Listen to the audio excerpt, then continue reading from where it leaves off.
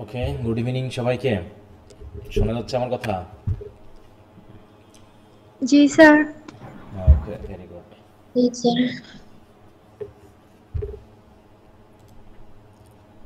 Sir আপনি কেমন আছেন? এই তো আছি ভালো। হুম।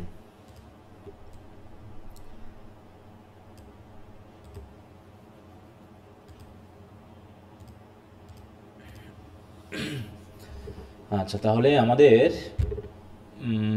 পড়া চলছিল হচ্ছে রিপোর্ট রাইটিং নিয়ে, আর এদিকে দুটো টেস্টের কথা ছিল। আচ্ছা, যেহেতু নিতে পারেনি, আমি একটা নতুন ডেট দিয়ে দিচ্ছি, এর মধ্যে আমরা যা নিয়ে নিব। আচ্ছা, তো প্রথমে আমরা এই টেস্টটা আগে নিব, যেটা 30 তারিখের আজকে বলা ছিল। যেহেতু আমি ক্লাস নিব বলে আর টেস্টটা আজকে নিলাম না, কারণ ক্লাস যে কয়দিন মিস হয়েছে আমাদের একটু মিলাই নিতে হবে। আগামী শুক্রবারেও তোমাদের ক্লাস নিব, ঠিক আছে? একটু যেগুলো ঘন ঘন মিস হয়েছে আমি একটু ওগুলো মেকআপ করে দেওয়ার চেষ্টা করব। এখন যাই হোক, তোমাদের কি অবস্থা, পড়েছো তো নাকি? পার্ট এ এবং B, English sir reading skills. Sound কম শোনা যাচ্ছে। হুম। আমার কথা কি শোনা যাচ্ছে না? শুনতে? সাউন্ড আস্তে আস্তে আসতেছে। যাচ্ছে স্যার। হ্যাঁ এটাতে স্যার। হ্যাঁ। বাকি সবার কি একই রকম অবস্থা? না স্যার, আমাদের ঠিক আছে। না স্যার, না ঠিক আছে স্যার। স্যার। আচ্ছা, বুঝতে পেরেছি। তাহলে একটু ভলিউমটা চেক করে নাও তোমার, হ্যাঁ? ওকে, তাহলে আমি উম, আগামী পরশু দিন, ঠিক আছে, কাল হচ্ছে আমাদের রেগুলার পড়া আছে, 2 তারিখ বুধবার। এই বুধবারে আমি এই টেস্টটাকে নিয়ে ফেলতে যাচ্ছি, ঠিক আছে, রিডিং স্কিলসের। কারণ অনেক দিন সময় দেওয়া হয়েছে, আজকে নিতে পারলাম না, কারণ পড়াটা বরং পড়িয়ে দিই।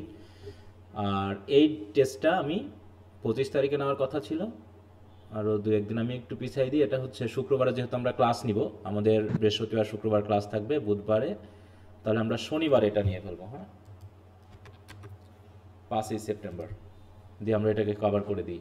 ওকে, তাহলে আমরা পড়ছিলাম হচ্ছে রিপোর্ট রাইটিং। তাহলে ইতোমধ্যে আমরা ইংলিশ মোটামুটি রাইটিং স্কিলসের 3টা আইটেম শেষ করেছি, এবং সেই 3টা আইটেমের মধ্যে আমি পার্ট সি দিই নাই। রিপোর্ট থেকে আমাদের মেনলি পার্ট সি পড়ানো শুরু হবে, তাই না? তাহলে এখন রিপোর্ট রাইটিংয়ের আমরা বেসিক কিছু আলোচনা মনে হয় ক্লাসে করেছি। আমার রিপোর্ট রাইটিংয়ের উপর কয়টা ক্লাস নেওয়া হয়েছে? একটাই তো নাকি? জি স্যার। একটাই মনে জি হয় ক্লাস স্যার। নেওয়া হয়েছে। ওকে। তো এখানে আমরা বেসিক বিষয়গুলো নিয়ে অলরেডি কথা বলেছি, যে রিপোর্ট আসলে কি, এই বিষয়গুলো সম্পর্কে। এখন আমরা তোমাদের বই অনুসারেই আমরা মেনলি একটু পড়ব। এখানে পিডিএফগুলো আমি দিয়ে দিব। এখানে মেনলি অনেক ছোটোখাটো বিষয় রয়েছে যেগুলো আমার না পড়ালেও চলে, তোমরা নিজেরাই পড়ে এগুলো বুঝে নিতে পারবা। তো আমরা প্রথম থেকে একটু দেখার চেষ্টা করি যে আসলে রিপোর্ট, যে আমরা যে গতদিন বা গত ক্লাসে যে কথাগুলো বলেছি, এগুলো মেনলি হচ্ছে আমাদের ছিল রিপোর্টের বেসিক কিছু কথাবার্তা, তাই না? বিশেষ করে news report, news paper report আমরা তো দেখেছিলাম, তাই না, গত ক্লাসে, যে নিউজ পেপার রিপোর্টের কী কী পার্ট থাকে, দেখছিলাম জি তো? স্যার। কারণ তোমাদের যেহেতু পার্ট সিতে মেনলি নিউজ পেপার রিপোর্টই থাকে, তো সেটা আমি একটু আগে দেখিয়েছি, এবং কিছু রিপোর্ট আমি তোমাদেরকে দিয়ে দিব পড়ার জন্য, সেগুলো তোমাদেরকে প্রিপারেশন নিতে হবে। আরও কিছু রিপোর্ট পরবর্তীতে আমরা চেঞ্জ করে নিব। হুম। তো দেখো, আমরা রিপোর্টের একটু টাইপস দেখি আজকে। রিপোর্টের টাইপসগুলো কী কী কী কী ধরনের রিপোর্ট রয়েছে সেগুলো সম্পর্কে আমরা একটু দেখি। আসলে রিপোর্টের টাইপের অভাব নেই, আর এই বইয়ে যে টাইপগুলো দেওয়া আছে সবসময় এরকম, যেমন শর্ট রিপোর্ট, এগুলো শর্ট রিপোর্ট বলে কোনো রিপোর্ট আসলে নাই। হ্যাঁ, রিপোর্টের ভাগ রয়েছে, সংক্ষিপ্ত লিখতে হয়, তাই আমরা বলছি শর্ট রিপোর্ট। হ্যাঁ, হ্যাঁ। তো রিপোর্ট হচ্ছে কি, কোনো বিষয় সম্পর্কে কাউকে জানানো, তাই না? কোনো বিষয় সম্পর্কে কাউকে জানানো। এখন সেই জানানোটা কী কীভাবে হতে পারে? অনেকভাবেই তো হতে পারে, তাই না? হুম। কী কীভাবে হতে পারে বলো জানানোগুলো? রিটেন বা ওরাল। হ্যাঁ, দেখাচ্ছে প্রথমত হতে পারে, আমরা জানি যে, মনে করো যে আমি নিউজ পেপারের মাধ্যমে জানতে পারি, তাই না? এটা হচ্ছে কি, যেটা আমাদের কাছে খুবই মানে কমন, নিউজ পেপারের মাধ্যমে জানতে পারি। তারপরে কি কি জানতে পারি? সোশ্যাল মিডিয়া, তাই না? সোশ্যাল মিডিয়ার মাধ্যমে, সোশ্যাল মিডিয়া বলতে আমরা কোনগুলোকে বুঝি বলো তো? সোশ্যাল মিডিয়াগুলো কোনগুলো? Facebook, YouTube. হ্যাঁ, ফেসবুক, ইউটিউব, ইন্টারনেটের এই যে জায়গাগুলোকে আমরা মেনলি বলছি হচ্ছে সোশ্যাল মিডিয়া। তারপর হচ্ছে কি, আমরা জানি ইলেকট্রনিক মিডিয়া। হ্যাঁ, ইলেকট্রনিক মিডিয়া কোনগুলো? ইমেল। ইলেকট্রনিক মিডিয়া যেমন হচ্ছে টেলিভিশন, টেলিভিশন হতে পারে, ঠিক আছে, বিশেষ করে যেটাকে আমরা বুঝে থাকি। তারপরে এটা গেল হচ্ছে কি আমাদের নিউজ বা দেশের বিদেশের বিভিন্ন রকমের তথ্য আমরা এগুলো জানতে পারি। এরপর মনে করো যে কোনো একজন বিজ্ঞানী কোনো একটা বিশেষ কিছু আবিষ্কার করেছে, হ্যাঁ, তা সেই আবিষ্কার যে সে করেছে তার একটা ফর্মাল কি দরকার, অ্যানাউন্সমেন্ট দরকার, তাই না? লোকজনকে তিনি জানাবেন। তখন তিনি কি কি লিখবেন? নিশ্চয়ই একটা রিপোর্ট লিখবেন, তাই না, যে তিনি কিভাবে উদ্ভাবন করেছেন, কিভাবে কাজটা করেছেন, সেই বিষয়ে একটা কিন্তু রিপোর্ট তিনি তৈরি করবেন। তারপরে হচ্ছে মনে করো কোনো একটা রিসার্চ মানে হচ্ছে মনে করো যে আমাদের দেশে কৃষি সম্পর্কে মনে করো একটা রিসার্চ করা হলো, যে বর্তমান সময়ে যেভাবে আরবানাইজেশন বাড়তেছে তাতে আগামী 50 বছরের মধ্যে কৃষি জমির পরিমাণ কি পরিমাণ কমে যেতে পারে।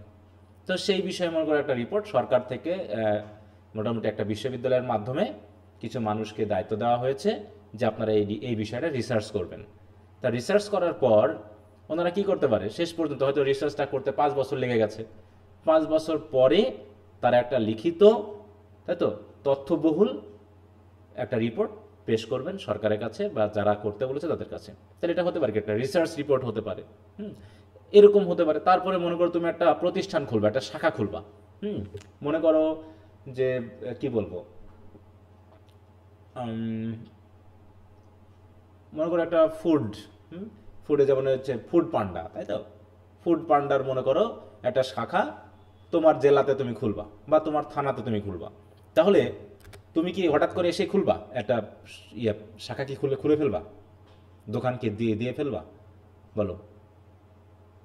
নাকি তোমাকে আগে ওখানকার পরিবেশ, আসলে ওখানে ব্যবসাটা চলবে কিনা, কেমন লোক আছে যারা পরিবারের বাইরে থেকে চাকরি বাকরি করে, তাই না, তারা দোকানে পাটে খায়, তাই না, হোটেলে খায়, তাহলে সেরকম একটা কি গবেষণা করতে হবে না, খুঁজে তো বার করতে হবে নাকি যে আসলে আমি যে দোকানটা দিব এখানে সেটা আদৌ চলবে কিনা, জানা কি দরকার আছে?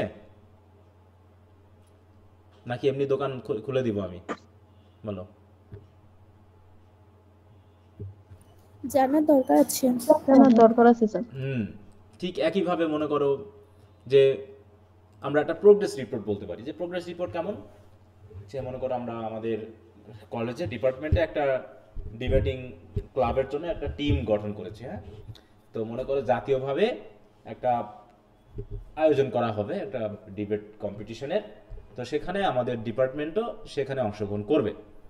তার প্রিন্সিপাল স্যার একটা দায়িত্ব দিয়েছেন ইংলিশ ডিপার্টমেন্টের যিনি হেড, তাকে যে আপনি একটা টিম গঠন করেন, এবং যেহেতু শুরু হতে এখনও 5-6 মাস দেরি আছে, তো এই 5 বা 6 মাসে আমাদের একটা প্রিপারেশন নিতে হবে এবং তাদেরকে তৈরি করতে হবে।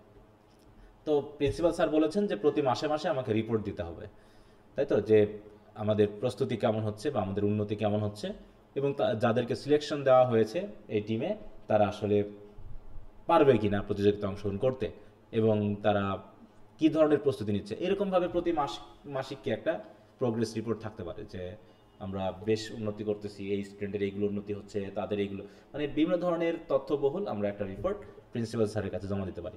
তো এইভাবে মোটামুটি যে কোনো বিষয় সম্পর্কে তো একটা লিখিত তথ্যবহুল মানে কি বলে একটা ইনফরমেশন যখন আমরা পেশ করব কারো কাছে, সেটাকে আমরা রিপোর্ট বলে ধরে নিয়ে থাকি, ঠিক আছে। লেটার কিন্তু আলাদা জিনিস। তো সেখানে সেই জিনিসটা বলা হচ্ছে, দেখো রিপোর্টটা যদি আমরা বলি যে দেখো report is a statement of the results of an investigation, হ্যাঁ, or of any matter on which definite information is required. হ্যাঁ, তো রিপোর্ট হচ্ছে কি যে কোনো ধরনের স্টেটমেন্ট হতে পারে, তাই লিখিত একটা কাগজপত্র ইত্যাদি হতে পারে, তাই না, যেটার মধ্যে কি থাকবে, একটা ইনভেস্টিগেশন থাকবে, একটা গবেষণা থাকবে, একটা রিসার্চ থাকবে, এবং কিছু তথ্য যেগুলো আমাদের একদম কনক্রিট ইনফরমেশন, সেগুলো আমাদের প্রয়োজন। এগুলো যদি না হয় তাহলে আমরা এই কাজটা করতে পারবো না। এখন রিপোর্টটা কিভাবে হতে পারে? আর report is a spoken or written account of something. যেমন টেলিভিশন মিডিয়াতে, ইউটিউবে যে রিপোর্টগুলো দেওয়া হচ্ছে সেগুলো কি মুখে, তাই না, যে দেখা যাচ্ছে কখনো একজন নিউজ প্রেজেন্টার উনি পড়ে শোনাচ্ছেন, অথবা সরাসরি কোনো সাংবাদিক কোনো একটা স্পটে উপস্থিত, সে আমাদেরকে রিপোর্ট কি তার মুখের মাধ্যমে বলে শোনাচ্ছে, অথবা একই রিপোর্ট আমরা নিউজ পেপারে লিখিত রূপে পাচ্ছি। তাই বলছি কি দেখো, তাই বলছে দাস আ report is a spoken or written account of something that one has observe, hard, done or investigated. সেটা যে কোনো হোক, সে দেখেছে, না হয় শুনেছে, না সে নিজে কাজটা করেছে, বা গবেষণা করে বের করেছে, এই সব কিছু রিপোর্টের মধ্যে দেওয়া হয়। সুতরাং thus it describes an event, a situation, it is written for a particular purpose আর audience, it is generally analysis আর সিচুয়েশনাল প্রবলেম। দেখো এটা হচ্ছে কি অ্যানালাইসিস, হ্যাঁ, একটা মানে কি রিসার্চ টাইপের, একটা অবজারভেশন টাইপের একটা বিষয়, এবং তার ভিতরে কি থাকে, অনেক সময় রিকমেন্ডেশন থাকে, সেই তথ্যগুলো আমরা দেখব for future action. In the report, specific information is presented in a clearly structured format so that the information is easy to locate and follow. তার মানে কি, আমরা যখন একটা নিউজ বা কোনো একটা তথ্যকে রিপ্রেজেন্ট করি রিপোর্ট আকারে, তার একটা নির্দিষ্ট ফরম্যাট আছে, সেই ফরম্যাট অনুসারে কিন্তু আমাদেরকে তথ্যগুলো দিতে হয়।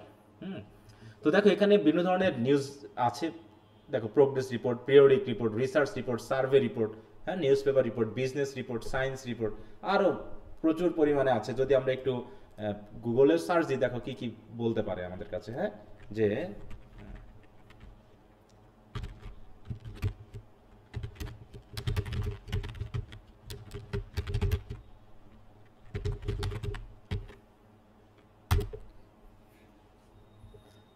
দেখো এখানে কত ধরনের রিপোর্ট আরও তারা বলছে, হ্যাঁ, দেখো analytical reports, annual report, proposal report, informational report, internal report, marketing report, হ্যাঁ। অতএব রিপোর্ট প্রচুর ধরনের। এখানে যদি আমরা আরও দেখি, দেখেন কি বলছে, রিসার্চ রিপোর্ট, পিরিয়ডিক রিপোর্ট, হ্যাঁ, প্রোগ্রেস রিপোর্ট, হ্যাঁ, এরকমভাবে দেখো এই যেখানে আরও আছে, এবং সেগুলোকে এক্সপ্লেন করে দেওয়া আছে। অতএব এগুলো যদি আমরা একটু খেয়াল করি, তাহলে আমরা বুঝতে পারবো যে আসলে রিপোর্টের নির্দিষ্ট কোনো ছক বাঁধা বা সংখ্যা দিয়ে মাপা যাবে না যে আসলে রিপোর্ট কত প্রকার হয়। এখানে দেখা হচ্ছে কি, রিপোর্ট 3 প্রকার হতে পারে, 4 প্রকার হতে পারে, 5 প্রকার হতে পারে, 14 প্রকার হতে পারে, হ্যাঁ, 20 প্রকারের হতে পারে, 17 প্রকারের হতে পারে। অতএব রিপোর্টের ভাগের শেষ নাই। তাহলে রিপোর্ট কাকে বলে, কত প্রকার, মানে রিপোর্ট কাকে বলে, কিন্তু কত প্রকার নিয়ে তোমাদের টেনশন করার মোটেও কোনো কারণ নেই, ঠিক আছে? হ্যাঁ, রিপোর্ট কত প্রকার সেটা নিয়ে মোটেও চিন্তা করার কোনো কারণ নেই, শুধুমাত্র দেখে যাবে যে রিপোর্টটা কাকে বলে, হ্যাঁ। আচ্ছা, তো এখন আমরা এটা দেখলাম, তার রিপোর্টটা কেন লেখা হয়। এখন এই যে ব্যাপারগুলো, what makes a good report, একটা গুড রিপোর্ট হতে হলে কি হতে হবে, মানে তুমি যখন একটা সংবাদপত্রে একটা রিপোর্ট পড়বা, তখন সেই রিপোর্টটা কেমন হতে পারে বলে মনে হয়, বলো কি কি তুমি প্রত্যাশা করো, একজন বলো দেখি। সবাই কি লাইনে আছো, আমার কথা শোনা যাচ্ছে? আচ্ছা, ইতি কাজী বলো, ধীরে সুস্থে একদম দুইটা করে বলো। সেটা কমপ্লিট একটা রিপোর্ট হতে পারে, তারপরে সেটা ফ্যাক্টুয়াল রিপোর্ট হতে পারে, কনসাইজনেস থাকতে পারে এটার উপরে, এরকম স্যার। আর আচ্ছা, তোমার কথা বুঝতে পারছি না, একটু ক্লিয়ারলি করে একটু বলো দেখি। স্যার এখনো বুঝে যায় না? বোঝা যাচ্ছে কিন্তু শব্দগুলো ক্লিয়ার না, হ্যাঁ।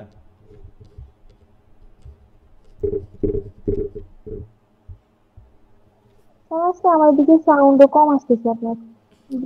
আচ্ছা ঠিক আছে, সমস্যা নেই। হ্যাঁ, মানে আমরা কি ধরনের আশা করি। আচ্ছা, আয়ান তৌহিদ আছে নাকি? আয়ান তৌহিদ আছে? হ্যাঁ স্যার আছি। আচ্ছা, হ্যালো। তো তুমি যখন নিউজপেপারে একটা রিপোর্ট পড়বা, তখন সেই রিপোর্টটাকে কেমন হওয়া বাঞ্ছনীয় বলে মনে করো? মানে রিপোর্টটাকে পড়ে নিজের মনে, মানে নিজের সবকিছু জানতে পারি মতো, এভাবে স্যার, মানে মনটাকে হয়ে যায়, সবকিছু তথ্য জানতে পারি এভাবে স্যার। হ্যাঁ, প্রধানত নিউজপেপারটা, নিউজটা কেমন হবে, সহজ ভাষায় হতে হবে না? হ্যাঁ, সহজ ভাষায়, যাতে সহজে বুঝতে পারি যখন, তাই না? তারপরে হচ্ছে, হ্যাঁ, বোঝা যায়। তারপর যে তথ্যগুলো আমরা দিব এলোমেলো হলে হবে নাকি একটু গোছানো তথ্য হতে হবে?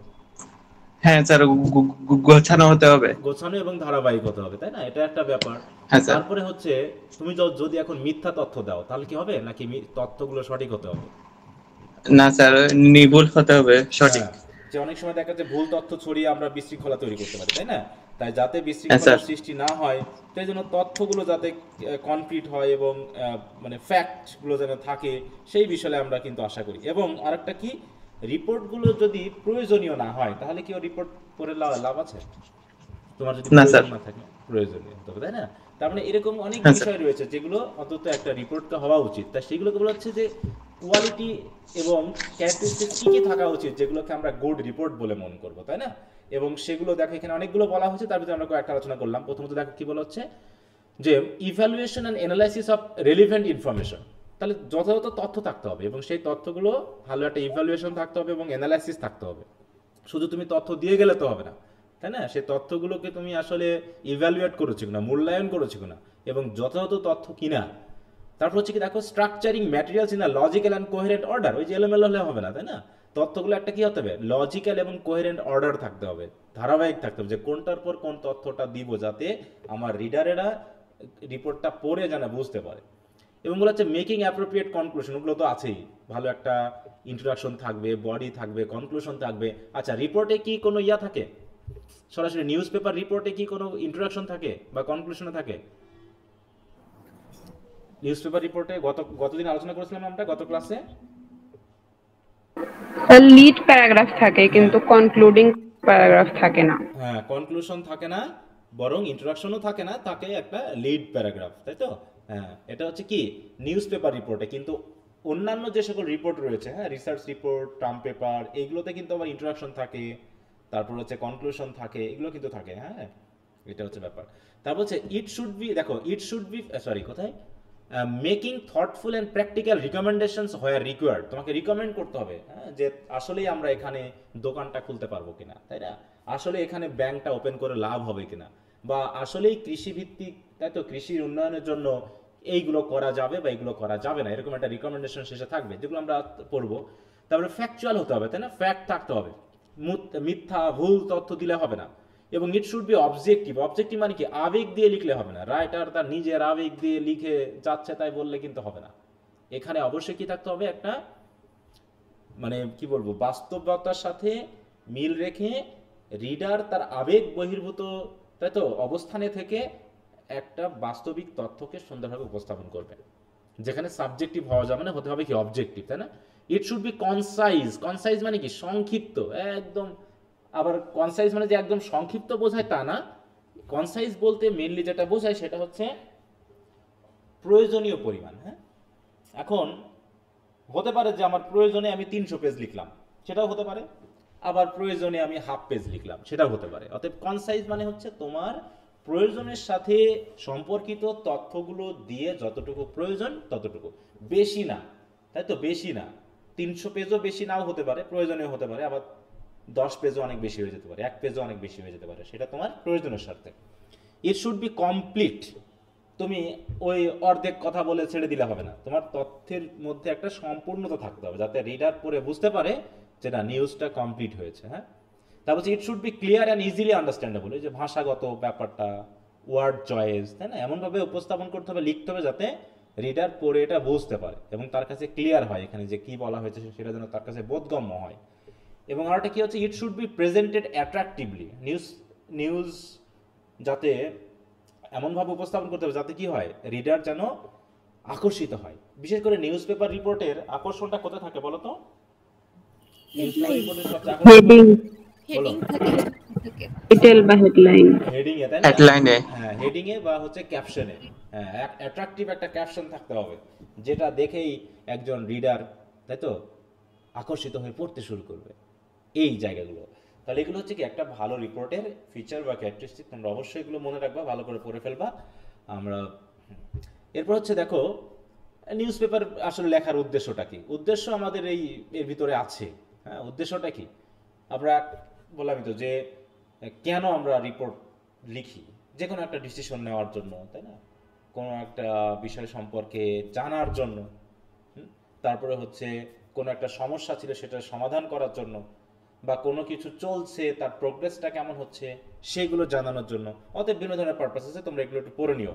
এগুলো খুব একটা সমস্যা না, পড়ে আমাকে জানাবা যে আসলে বুঝতে সমস্যা হয়েছে কিনা বা হবে কিনা। আমি তোমাদের 1 থেকে 7 পর্যন্ত পড়তে বলেছিলাম শর্ট কোশ্চেনগুলো, এই তো। তো আমি একটু একটু আলোচনা করলাম। বাকিগুলো এই যে এটা কি আমরা কমপ্লিট আলোচনা করেছিলাম, বিশেষ করে 5 নম্বরেরটা? না স্যার, এটা হয়নি। না স্যার, আমরা শুধু নিউজ পেপার রিপোর্ট নিয়ে একটু কথা বলেছিলাম, তাই না? জি স্যার। আচ্ছা, তো নিউজ পেপার রিপোর্টটা কোথায় ছিল যেন?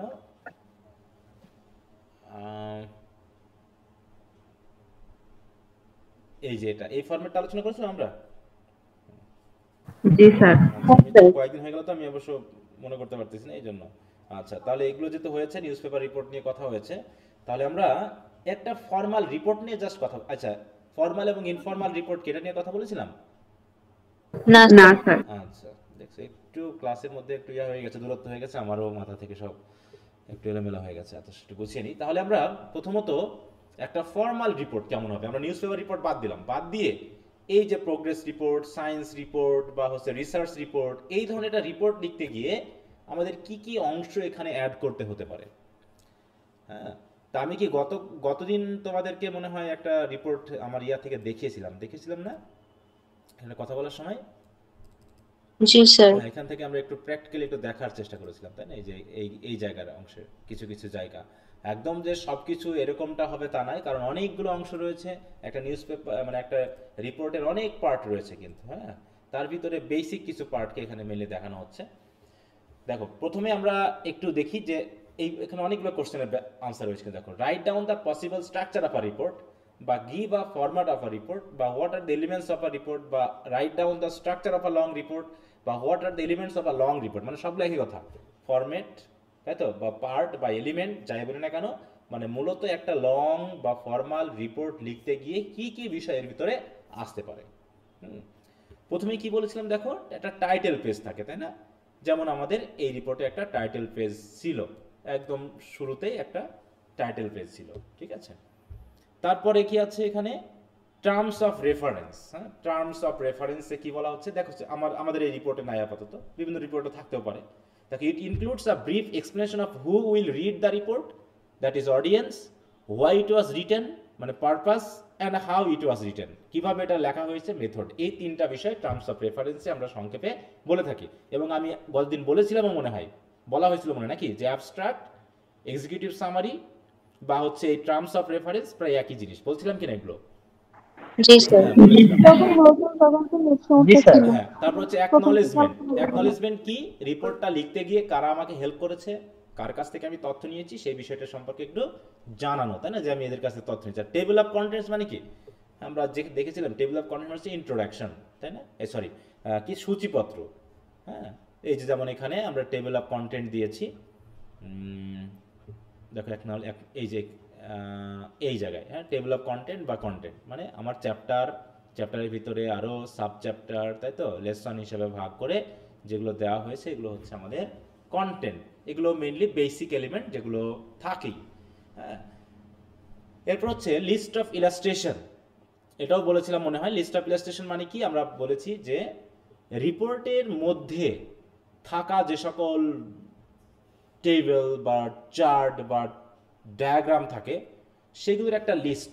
দেখো, টেবিল অফ কন্টেন্টে হচ্ছে আমাদের মেইন লিস্ট, হ্যাঁ, যে আমরা প্রতিটা চ্যাপ্টার লেসন ওয়াইজ কি কি আলোচনা করেছি সেগুলো। দেখো, চ্যাপ্টার 1 ইন্ট্রোডাকশনের ভিতরে কি কি বিষয় আছে তার একটা তালিকা।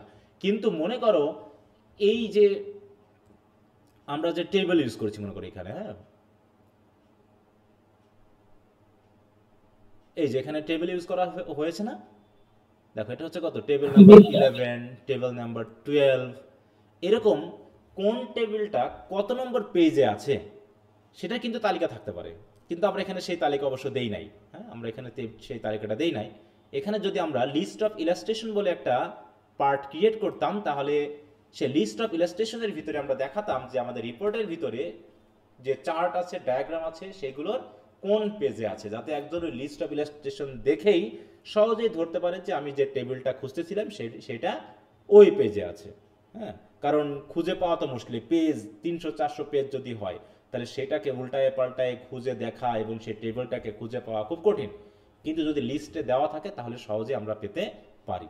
এই হচ্ছে লিস্ট অফ ইলাস্ট্রেশন। তার মানে এই যে এই কয়টা বিষয় তোমরা একটু বুঝবে। প্রথম হচ্ছে title page, terms of reference, তারপর হচ্ছে acknowledgements, table of contents, list of illustrations এবং অ্যাবস্ট্রাক্ট অ্যান্ড এক্সিকিউটিভ সামারি। সেটা আমি দেখিয়েছিলাম মনে হয় ওই যে আমাদের ইকোনমিক রিভিউ একটা ডাউনলোড করার মাধ্যমে, বলেছিলাম না এটা?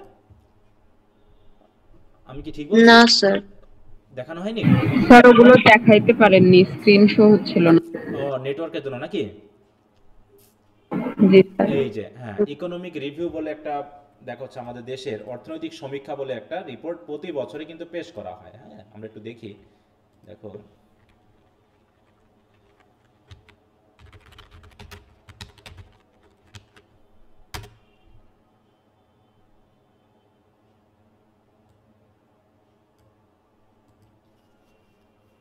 এগুলো জাস্ট বুঝতে হবে। হ্যাঁ, এখানে কি বলা হচ্ছে এই যে দেখো এখানে কিন্তু যেহেতু দেখো ইকোনমিক রিভিউ, এটা কিন্তু একটা রিপোর্ট। হ্যাঁ, বাংলাদেশ ইকোনমিক রিভিউ, এটা কি জাতীয় রিপোর্ট বলতে পারো?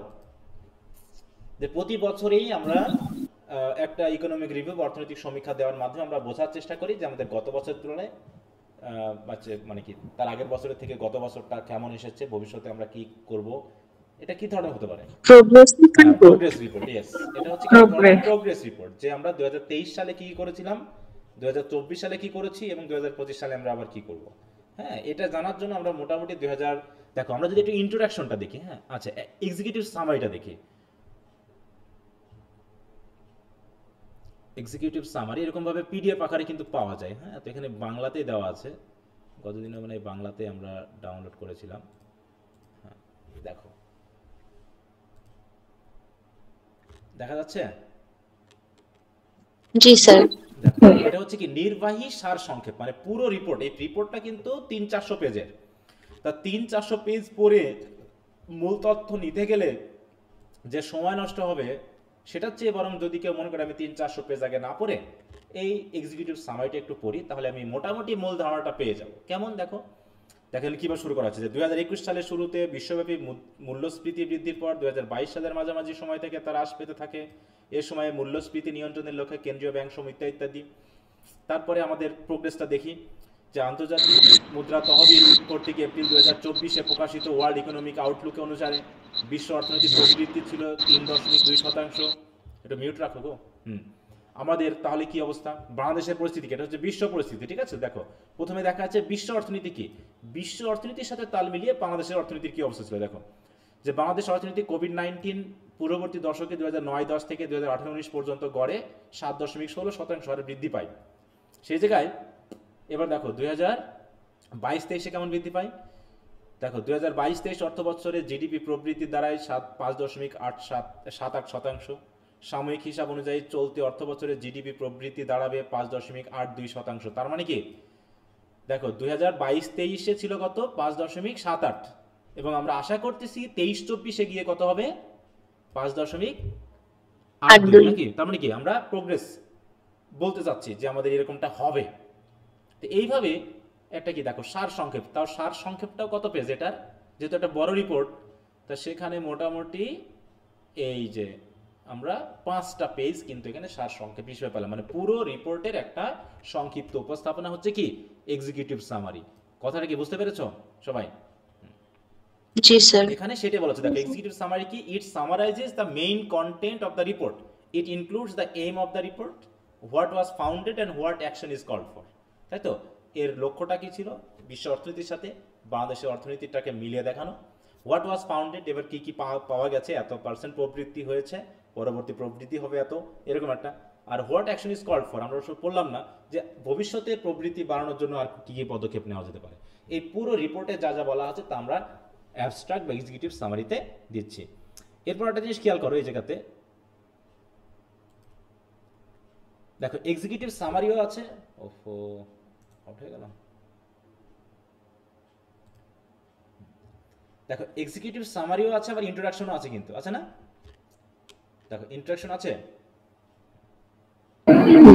ইন্ট্রোডাকশনও আছে। তাহলে এখানে কিন্তু দেখো এগুলোর পরবর্তীতে দেখো এই অনুসারে কখন ইন্ট্রোডাকশন আগে পরে এগুলো তো হচ্ছে, কিন্তু তুমি যখন রিপোর্ট তৈরি করবে এর আগে পিছিয়ে হতেই পারে। আমি কিন্তু আগে বলে নিচ্ছি, তোমরা আসলে কনফিউজ হয়ে যাবে, স্যার এটা আগে কেন পরে কেন।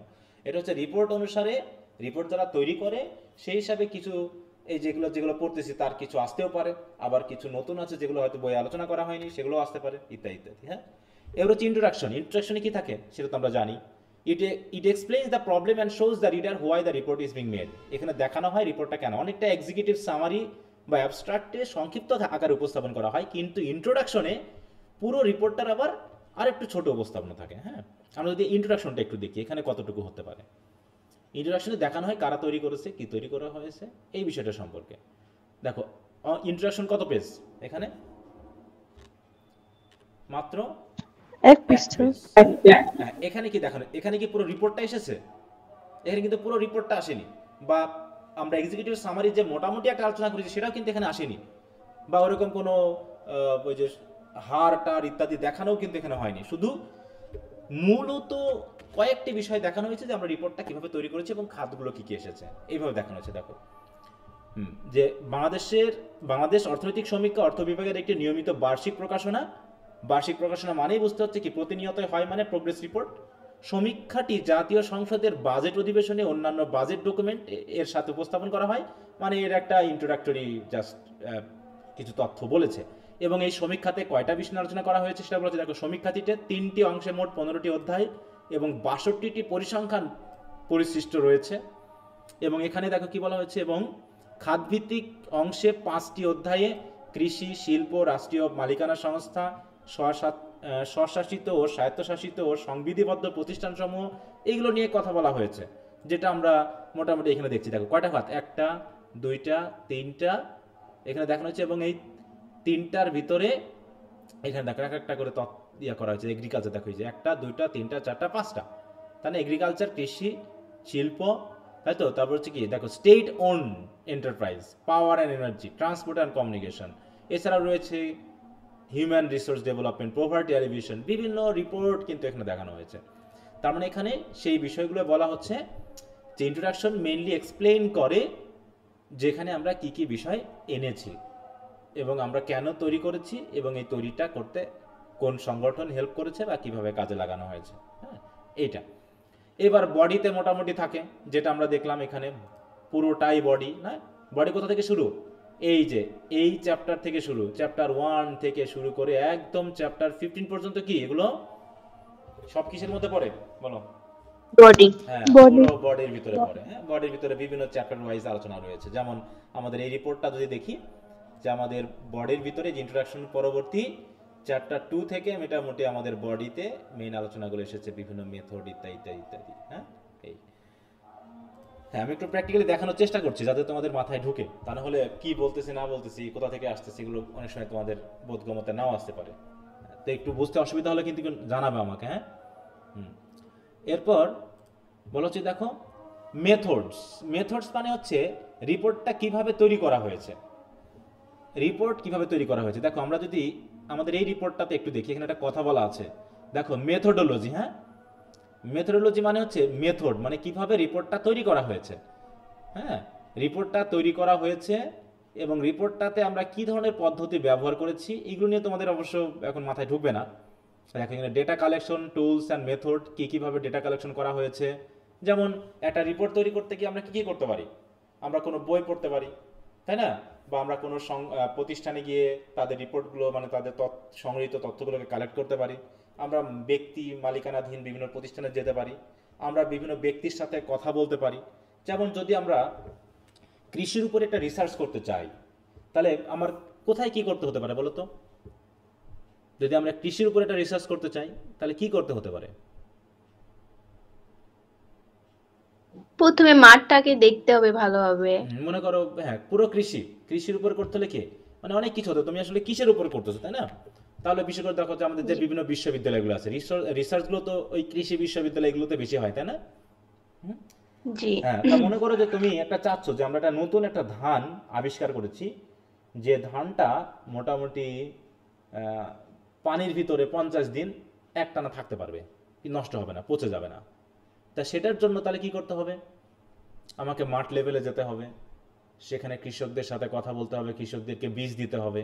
বিশেষ করে তাহলে এই যে ধানটা যে আমরা বপন করব বা লাগাবো, এই রিসার্চ কি শুকনা জায়গায় করলে হবে না যেখানে ডুবে যায় সেখানে করতে হবে? কোন এলাকায়? যেখানে ডুবে যায় যেখানে নিচু এলাকা, তাই না, সেই এলাকায় তাহলে আমাকে যেতে হবে, সেখানে গিয়ে আমাদের সেই বীজটা লাগাতে হবে, কৃষককে প্রতিনিয়ত ফিডব্যাক দেওয়ার জন্য হেল্প করতে হবে। হ্যাঁ, তো এই যে ব্যাপারগুলি, তাহলে এখানে কোনো বিশ্ববিদ্যালয় রিলেটেড থাকতে পারে, কৃষক রিলেটেড থাকতে পারে, তারপর হচ্ছে জেলা ভিত্তিক যে কৃষি অফিসারগুলো আছে তাদের সাহায্য লাগতে পারে, থানা অফিসারে লাগতে পারে, তাই না, অনেক হেল্প কিন্তু লাগতে পারে, বীজ প্রত্যয়ন অফিস রয়েছে তাদের হেল্প লাগতে পারে। তার মানে একটা রিপোর্ট তৈরি করতে গেলে কিন্তু অনেক কিছুর প্রয়োজন হয়। তা মেথডটা কিভাবে আমরা কাজটা করেছি, ইন্টারভিউ আছে কিনা, এখানে কোশ্চেনেয়ার আছে কিনা, এগুলো বিষয় আছে যেগুলো তোমরা এখন বুঝবা না তথ্যগুলো। তা মেথড মানে একটা রিসার্চ বা একটা রিপোর্ট লেখার ক্ষেত্রে বা তৈরি করার ক্ষেত্রে কি কি পদ্ধতি গ্রহণ করা হয়েছে সেই বিষয়গুলো এখানে বলা হয়ে থাকে, ঠিক আছে? এটা তো মেথড। এবার তুমি মোটামুটি রিসার্চটা করে ফেললা, রিসার্চ করার পর কি থাকতে হবে, আলোচনা ছিল, অনেক ডিসকাশন করে তুমি কি কিছু পাবা না খুঁজে যে এই কাজটা হয়েছে বা এই কাজটা হয়নি? জি জি স্যার। স্যার পাবো। হ্যাঁ, যে আমার কিছু ফাইন্ডিং থাকবে, হ্যাঁ ফাইন্ডিংস থাকবে। যেমন আমি আমাদের যে রিপোর্টটা করেছিলাম তার বিষয়টা যদি আমি একটু দেখাই, কি ব্যাপার এটা আবার এদিকে আসে না কেন? হ্যাঁ, মনে করো আমাদের রিপোর্টটা কি ছিল, এর আগের দিনও বলেছিলাম, দেখো এখানে কি বলছে, learning loss in English due to কোভিড-19, তাই তো? কোভিড-19 কারণে ইংলিশ সাবজেক্টে যে পরিমাণ স্টুডেন্টদের শেখার কথা ছিল সেই পরিমাণ শেখাটা তারা শিখতে পেরেছে কিনা বা এর মধ্যে কোনো লস হয়েছে কিনা, ঠিক আছে? তো এইটা মেইনলি আমরা জানতে চাচ্ছি মনে করো। তাহলে যেহেতু আমরা জানতে চাচ্ছি তাহলে আমাদের নিশ্চয় একটা ফাইন্ডিং হয়েছে, তাহলে আমরা একটু ফাইন্ডিংসে যাই। আচ্ছা, আমরা সূচিপত্র থেকে যাই, তাহলে বুঝতে সুবিধা হবে। দেখো এখানে কিন্তু বলা আছে যে ফাইন্ডিংস, আমাদের এই যে ফাইন্ডিংস, হ্যাঁ ফাইন্ডিংসের ভিতরে মেইন ফাইন্ডিংস কি ছিল আমরা একটু দেখি। দেখো মেইন ফাইন্ডিংস কি আমরা এভাবে লিখেছি, দেখো the main objective of our research is to find out whether is there any relationship between school closure due to COVID-19 and the learning loss of student, তাই তো? যে আমাদের স্কুল বন্ধ হওয়া এবং লার্নিং লসের মধ্যে কোনো সম্পর্ক আছে কিনা।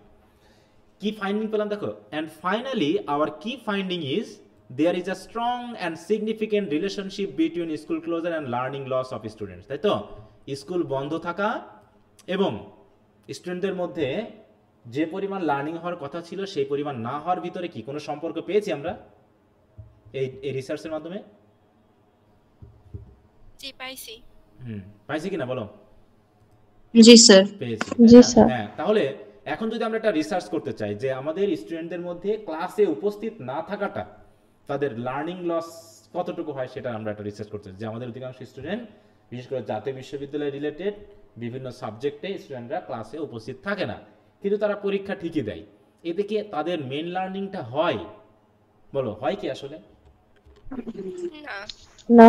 না স্যার। একটা লস তো হবেই। কারণ দেখবা যে এই কারণে আমাদের যে ড্রপ আউটের পরিমাণটা বেশি কেন, কারণ ড্রপ আউটের পরিমাণটা এত বেশি এই কারণেই যে আমরা স্টুডেন্টদেরকে নিজের উপরে ছেড়ে দিয়েছি, তারা কলেজে আসলে আসুক, না আসলে না আসুক, আমরা তাদের উপরে ফোর্স করছি না।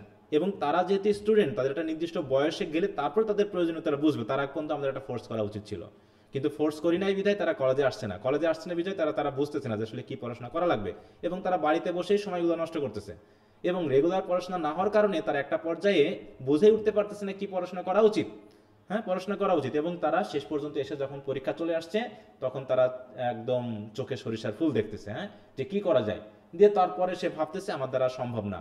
কিন্তু যদি সেই স্টুডেন্টরা রেগুলারলি কলেজে আসতো, ক্লাস করতো, এবং যদি সে পড়াশোনা করতো, তাহলে এমনও তো হতে পারতো যে না, সে আসলে পড়াশোনাটা কমপ্লিট করতে পারতো এবং ভালো জায়গায় পৌঁছাতে পারতো। এটা হতে পারতো কিনা বলো? যে আজকে যে ভাবতেছে যে আমার পক্ষে পড়াশোনা সম্ভব না, সে যদি নিয়মিত ক্লাসে আসতো, কলেজে আসতো, বা নিয়মিত ক্লাসগুলো করতো, পড়াশোনা করতো, তাহলে এটা হতে পারতো যে না, সে একটা ভালো রেজাল্ট করতো এবং এখানে সে একটা ভালো কিছু করতে পারতো। কিন্তু সেটা সে করতেই পারলো না। কারণটা কি?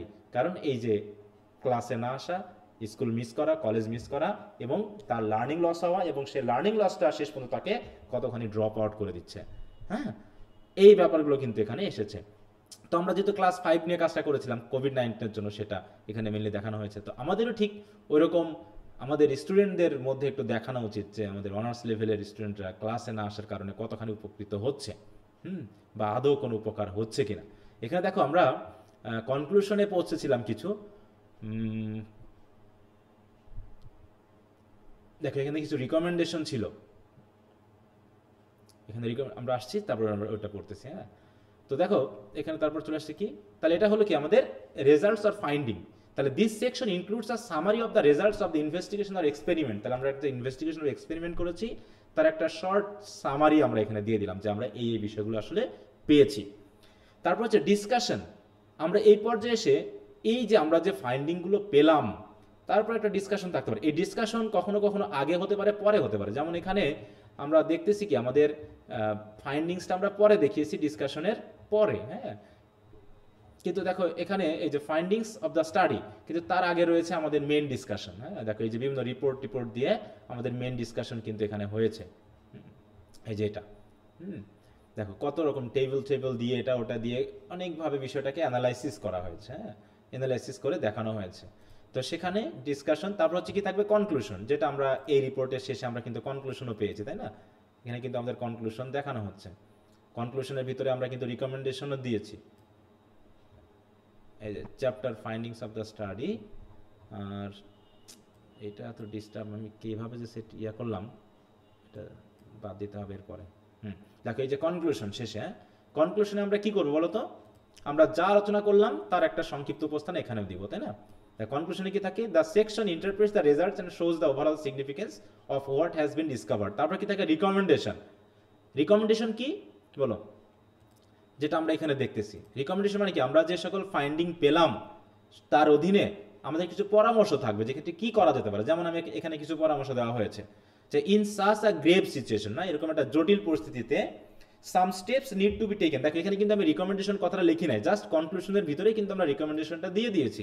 কিন্তু তুমি আলাদা করে রিকমেন্ডেশন একটা চ্যাপ্টার তৈরি করতেই পারো এবং সেখানে তুমি এক্সপ্লেনেশনটা আরো বড় করে দিতে পারো। হ্যাঁ, যে প্রত্যেকটা রিকমেন্ডেশনকে তুমি আলাদা করে আলোচনা করে দিতে পারো।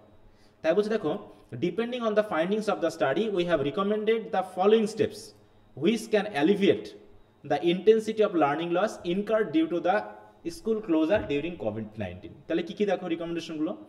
Managing extra classes and supports for the students to recover the learning loss. তার মানে যে ক্লাসগুলো মিস হয়েছে সেই ক্লাসগুলো কি করতে হবে? আর নেওয়া যাবে না নিতে হবে? কোনটা বলা হচ্ছে? নিতে হবে।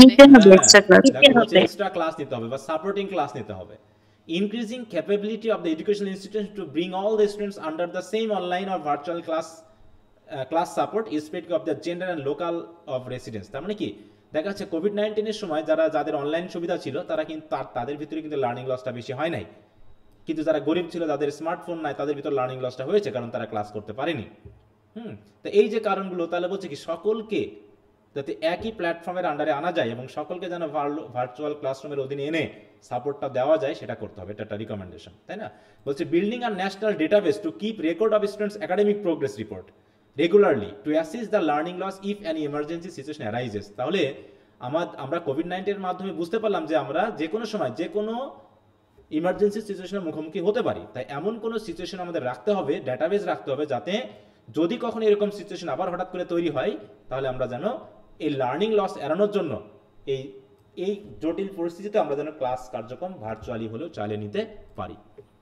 Increasing teachers expertise in curriculum and teaching to find out the gap in learning process. এবং এর ভিতরে, কারণ এখন কার কোথায় গ্যাপ আছে এটা কি বোঝা সম্ভব বলতো প্রত্যেকটা স্টুডেন্টকে ধরে ধরে, যে কার কোথায় গ্যাপ আছে? হ্যাঁ, মনে করো এই যে তোমরা মাঝে মাঝে ক্লাসে আসো না, আমি কি আসলে জানি যে তোমরা কে কতটুকু পড়তে পেরেছো? এটা কি আমার পক্ষে সম্ভব অ্যাসেস করা? না স্যার। এটা কিন্তু সম্ভব, তাই না? তাহলে আমাকে কি করতে হবে? এখন এই যে পরীক্ষাগুলো নিব, পরীক্ষার মাধ্যমে আমি হয়তো বুঝতে পারবো কে কতটুকু। এখন এখানেও একটা দুর্বলতা থেকে যায় যে তুমি আসলে দেখে লিখলা নাকি না দেখে লিখলা, কারণ অনলাইনে একটা বিশ্বস্ততা অবিশ্বস্ততার ব্যাপার থাকে। হ্যাঁ, তো সেই হিসাবে এখানে আমাদেরকে বুঝতে পারতে হচ্ছে যে একজন স্টুডেন্টের গ্যাপ কতটুকু আছে, সেই গ্যাপগুলো ফাইন্ড আউট করার জন্য আমাদের যে টিচারদের যে এক্সপার্টিজ সেটা ঠিকমতো আমরা দিতে পারছি না, ইত্যাদি ব্যাপারগুলো কিন্তু এখানে আনা হতে পারে। তাহলে এরকমভাবে আমরা কি করলাম? কিছু রিকমেন্ডেশন দিলাম। ঠিক একইভাবে তোমাকে যে রিপোর্টটা তৈরি করতে বলবে সেই রিপোর্টেও তুমি কিছু রিকমেন্ডেশন দিতে পারো। তাহলে এই হচ্ছে আমাদের মোটামুটি মেইন রিপোর্টের ভিতরে কি কি পার্টগুলো থাকে সেগুলো। এরপর মেইন রিপোর্ট বাদেও আরও কিছু বিষয় থাকে। কনক্লুশনের পরে আমাদের থাকে হচ্ছে রেফারেন্স। দেখো রেফারেন্স কি জিনিস বলো তো? আমরা প্রথম দিকে আলোচনা করেছিলাম কিন্তু ইন্ট্রোডাকশন টু রাইটিং প্রসেসে। রেফারেন্স কি কেউ বলতে পারবা? রেফারেন্স কেন দেওয়া লাগে? আমরা রেফারেন্স কখন দিই? যাচাই করতে পারে। লিখি না, মানে কোনো ইয়া থেকে পড়াশোনা করছি কিন্তু সেখান থেকে লিখিনি, এরকম ক্ষেত্রে না, ওটা না। রেফারেন্স মানে হচ্ছে আমি কোনো তথ্য অন্য কোনো রাইটারের তথ্য নিয়ে যখন আমরা প্লেজিয়ারিজম আমাদের লেখার ভিতরে অ্যাড করেছি, তাহলে এটা আমার না। আমি এই যে দেখো আমার এই যে রিপোর্টটা তৈরি করতে গিয়ে আমি যদি একটু উপরে দেখাই,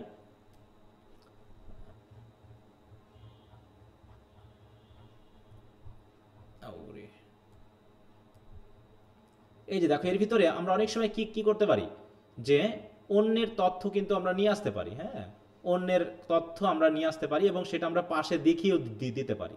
আমরা কি করি দেখো এই জায়গায়, এই যে দেখো এখানে ইউনিসেফ 2021 এই কথা, যে according to UNICEF education is the basic human right and the foundation for piece and sustainable development. এই কথাটা কে বলেছে? ইউনিসেফ বলেছে। তা ইউনিসেফ যে বলেছে সেটা কোথায় বলেছে? তা আমরা করতে পারি কি, এই ইউনিসেফ 2021 মানে 2021 সালে ইউনিসেফের একটা রিপোর্ট এটা প্রকাশ, তারপর হচ্ছে দেখে ইউনেস্কো 2020, তারপর ধর এখানে আবার কি বলা হচ্ছে কোভিড সার্স 2022, এরকমভাবে আবার বিভিন্ন রাইটে দেখো পিটিআই 2020, মানে এগুলো জায়গা থেকে কি করেছি আমরা তথ্য নিয়েছি।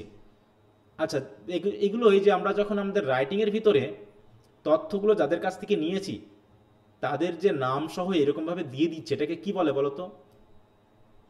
এটাকে কি? রেফারেন্স। না এটাকে রেফারেন্স বলে। এটাই রেফারেন্স। রেফারেন্স তো তুমি আলাদা করে দিবা, কিন্তু এইটাকে কি কি বলে? কপি। ইনটেক্স সাইটেশন, মনে নাই? ইনটেক্স সাইটেশন, ইনটেক্স মানে টেক্সটের ভিতরে তুমি সাইটেশন করে দিচ্ছ। প্লেজিয়ারিজম এড়ানোর জন্য আমরা বলেছিলাম না যে সাইটেশন দিতে হয়। সাইটেশন মানে কি, তুমি কার কাছ থেকে তথ্যগুলো নিয়েছো সেইগুলো তুমি যেখানে তথ্যটা দিয়েছো তার পাশে সংক্ষিপ্ত আকারে দিয়ে দেওয়া, এটা হলো সাইটেশন। এই যেখানে যেটা আমরা দিচ্ছি এটা হচ্ছে কি একটা সাইটেশন, ঠিক আছে? হ্যাঁ সাইটেশন, এটা হচ্ছে কি ইনটেক্সট সাইটেশন, মানে তুমি টেক্সটের ভিতরেই বলে দিয়েছো যে আমি যে পাশে যে সেন্টেন্সটা লিখেছি যে কথাটা বলেছি সেটা আমার না, এদের। তো আমি যখন ইনটেক্সট সাইটেশন দিয়ে দিলাম এই জায়গায়, তখন আমাকে ফুল সাইটেশনটা আবার দিতে হবে, মানে ফুল রেফারেন্সটা আমাকে এবার দিয়ে দিতে হবে যে আমি আসলে এখানে সংক্ষিপ্ত আকারে দিয়েছি কিন্তু এটা এই রাইটারের এই বইয়ের এই জায়গাতে আছে। দেখো এটা হচ্ছে কি, আমরা যদি মনে করি এখানে কয়জনের দেওয়া আছে, দেখো পিয়ের, হগ, ক্রিশ্চিয়ান, বুকওয়ার্ম, ওয়েকেনফিল্ড এবং মিলার। তার মানে আমরা যদি এখন আমাদের রেফারেন্সে চলে যাই, দেখো রেফারেন্সে যদি আমি চলে যাই নিচে গিয়ে, রেফারেন্সে আমরা যেহেতু রেফারেন্স লিখি কিভাবে বলো তো? অ্যালফাবেটিক্যালি নি, আমরা অ্যালফাবেটিক লিখি তাই না রেফারেন্স। এই যে দেখো এখানে দেওয়া আছে না, পিয়ের এল, ক্রিশ্চিয়ান এম, টমসন এইচ, মেয়ার দিয়ে আর এইচ 2021, তারপর কি পিটিআই 2020 এপ্রিল 7, তারপর হচ্ছে ইউনেস্কো। দেখো আমরা কিন্তু ইনটেক্সট সাইটেশনে যেগুলো দিয়েছিলাম সেগুলোর আবার বিস্তারিত সব কিছু আমরা দিয়ে দিচ্ছি, যে কোন বইয়ের, কোন নিউজ পেপারের, কত পেজের, কোন প্রকাশনার দ্বারা প্রকাশিত বই, সবগুলো কিন্তু আমরা এই জায়গায় দিয়ে দিয়েছি। তার মানে আমরা যদি কোনো বই থেকে কোনো তথ্য নিই তাহলে আমরা প্রথমত টেক্সটের ভিতরে বা আমাদের আলোচনার ভিতরে সংক্ষেপে একটা নির্দেশনা দিয়ে দিই যে এটা এনার কাছ থেকে নেওয়া হয়েছে, কিন্তু ওনারই আবার পুরো বিস্তারিত রেফারেন্স আমাকে এই জায়গায় দিয়ে দিতে হবে, তাই? এবং আমরা কিন্তু ইন্ট্রোডাকশন টু রাইটিং স্কিলসে পড়েছি সেগুলো, যে এপিএ স্টাইল, এমএল স্টাইল, এগুলো দেখছিলাম না কিভাবে লিখতে হয়। জি স্যার। হ্যাঁ, তো যারা নতুন আছো বা দেখোনি তোমরা অবশ্যই ইন্ট্রোডাকশন টু রাইটিং প্রসেস, এটার যে প্রথম যে চ্যাপ্টারটা সেখানে কিন্তু এই রেফারেন্স নিয়ে বিস্তারিত আলোচনা করা আছে। তো এখানে আলোচনা করতে যাচ্ছি না, তোমরা একটুগুলো দেখে নিও আবার। হ্যাঁ, সবাই দেখে নিবা, তা না হলে আবার বুঝবা না বিষয়টা। তো এইভাবে করে আমরা কি করি, রেফারেন্স দিই। তাহলে সেই রিপোর্ট তৈরি করতে গেলে আমাদের কিন্তু রেফারেন্সও দিতে হবে, যে হ্যাঁ এখানে অবশ্যই এটা দেখায়নি। তারপর হচ্ছে অ্যাপেন্ডিক্স কি, অ্যাপেন্ডাইসেস, অ্যাপেন্ডিক্স এবং অ্যাপেন্ডাইসেস। অ্যাপেন্ডিক্স হচ্ছে কিন্তু সিঙ্গুলার ফর্ম, আমরা কিন্তু অ্যাপেন্ডিক্স পড়েছিলাম ওই যে ইন্ট্রোডাকশন টু রাইটিং প্রসেসে, বিবলিওগ্রাফি পড়েছিলাম, তারপর হচ্ছে ইন্ডেক্স কি সেগুলো কিন্তু আমরা পড়েছিলাম। প্রত্যেকটা জিনিস কিন্তু আমাদের ইন্ট্রোডাকশন টু রাইটিং প্রসেসে পড়া আছে। অতএব এইগুলো আমি বলে আর সময় নষ্ট করতে চাচ্ছি না। তোমাদের কাজ হবে ওইখানকার প্রথম ভিডিও ক্লাসগুলো দেখে নেওয়া, যে অ্যাপেন্ডিক্স কি, তার এটা কি অ্যাপেন্ডিক্স, এটা হচ্ছে অ্যাপেন্ডাইসেস, এটা সিঙ্গুলার ফর্ম না প্লুরাল ফর্ম বলো তো? প্লুরাল। এটা প্লুরাল ফর্ম তাই না, আমরা জানি। অ্যাপেন্ডিক্স হচ্ছে সিঙ্গুলার আর সরি হ্যাঁ, আর অ্যাপেন্ডাইসেস কি প্লুরাল ফর্ম। তাহলে অ্যাপেন্ডিক্স মানেটা কি? অ্যাপেন্ডিক্স মানে হলো, দেখো বলছে it contains any further material for understanding, যেমন হচ্ছে চার্ট, পিকচার, টেবিল, যেমন আমরা এই রিপোর্টের ক্ষেত্রে দেখছি। অ্যাপেন্ডিক্সে আমরা কি কি যুক্ত করেছিলাম, দেখো অ্যাপেন্ডাইসিসে আমরা যেগুলো আমাদের টেক্সটের ভিতরে আমরা দিতে পারবো না কিন্তু আমাদের প্রয়োজনীয় তথ্য ছিল, প্রয়োজনীয় কোনো ডায়াগ্রাম ছিল, টেবিল ছিল বা ছবি ছিল। দেখো এই যে আমরা এখানে প্রশ্নটা দিয়েছি, তারপরে এখানে যে দেখো হ্যাঁ, যেগুলো আমরা মোটামুটি আমাদের রিপোর্টে কাজে লাগাতে ব্যবহার করেছি কিন্তু রিপোর্টের ভিতরে আমরা দিতে পারি। দেখো ছবি টবিও দিয়েছি। এই যে পটুয়াখালী, পটুয়াখালীর কেউ আছো? দেখো লতিফ সরকারি প্রাথমিক বিদ্যালয়, এইখানে আমরা গেছিলাম। এই যে আমি, হ্যাঁ এখানে। আচ্ছা, তারপরে আরো কয়েক জায়গায় গেছিলাম, পটুয়াখালীর 5-7টা প্রায় স্কুলে যাওয়া হয়েছিল। তা দেখো এগুলো অ্যাপেন্ডিক্সে কেন দিয়েছি, কারণ এগুলো আমরা রিপোর্টের ভিতরে কিন্তু দিতে পারি নাই বা দেই নাই, হ্যাঁ রিপোর্টের ভিতরে কিন্তু আমরা দেই নাই। তাহলে এইভাবে মোটামুটি আমরা করছি কি, অ্যাপেন্ডিক্সে বা অ্যাপেন্ডাইসিসে আমরা কি করি, বাড়তি জনের কোনো অতিরিক্ত ম্যাটেরিয়ালের প্রয়োজন তথ্যগুলো হয়, অ্যাড যেগুলো আমরা করি। এখানে দিয়ে দিচ্ছি। তারপর হচ্ছে বিবলিওগ্রাফি কি, ওই রেফারেন্স, হ্যাঁ বিবলিওগ্রাফি মানে কি রেফারেন্স। রেফারেন্স এবং বিবলিওগ্রাফির মধ্যে একটা পার্থক্য ছিল, মনে আছে কারো? What is the difference between bibliography and reference? তোমরা মনে রাখো না কোনো কিছু, এটা হচ্ছে সমস্যা। দয়া করে আগের ভিডিও ক্লাসগুলো দেখে আমি একটু সংক্ষেপে বলি। বিবলিওগ্রাফি মানে হচ্ছে আমি রিপোর্টটা তৈরি করতে গিয়ে যে বই পড়েছি সবগুলো তালিকা দেওয়া, এটা হচ্ছে বিবলিওগ্রাফি। সেখান থেকে আমি তথ্য আমার রাইটিং এ ইনক্লুড করতেও পারি, আবার নাও করতে পারি, ঠিক আছে? মনে করো আমি একটা বই, আমি 10টা বই পড়েছি, 10টা বই পড়েছি, কিন্তু আমি 5টা বইয়ের তথ্য আমি আমার রাইটিং এ দিয়েছি। তাহলে আমি কি বিবলিওগ্রাফিতে 10টা বইয়ের নাম দিব নাকি 5টা বইয়ের নাম দিব? 10টা বইয়ের নাম দিন। 10টা বইয়ের নাম দিন। কিন্তু যদি রেফারেন্স দিই তাহলে রেফারেন্সে 5টা। 5টা বই 5টা দিব, তাই তো? হ্যাঁ ওই 5 জনের দিব। তার মানে রেফারেন্স মানে হচ্ছে যেগুলোর তথ্য আমি নিব শুধু সেগুলোই দিব। আর বিবলিওগ্রাফি মানে হচ্ছে আমি তথ্য নিই আর না নিই, আমার রিপোর্টটা তৈরি করতে আমি ইম্পর্টেন্ট বলে যে বইগুলো পড়েছি সেগুলোকে রিডারদেরকে জানিয়ে দিচ্ছি যে আমি এই বইগুলো পড়েছিলাম, এখান থেকেও আমি আইডিয়া নিয়েছি কিছু, কিন্তু সরাসরি আইডিয়া নেই নাই। তো এই জন্য বলা হচ্ছে বিবলিওগ্রাফি। এরপর হচ্ছে glossary of technical terms. Glossary of technical terms মানে হচ্ছে যে অনেকগুলো টার্ম থাকতে পারে, অনেকগুলো ওয়ার্ড থাকতে পারে, যে ওয়ার্ডগুলো আমাদের কাছে অপরিচিত, যেমন আমাদের এই রিপোর্টের ক্ষেত্রে এসেছে, যেটা যদি আমরা অ্যাব্রিভিয়েশন দিয়েছি, লিস্ট অফ অ্যাব্রিভিয়েশন, কিন্তু থাকতে পারে এরকম, হ্যাঁ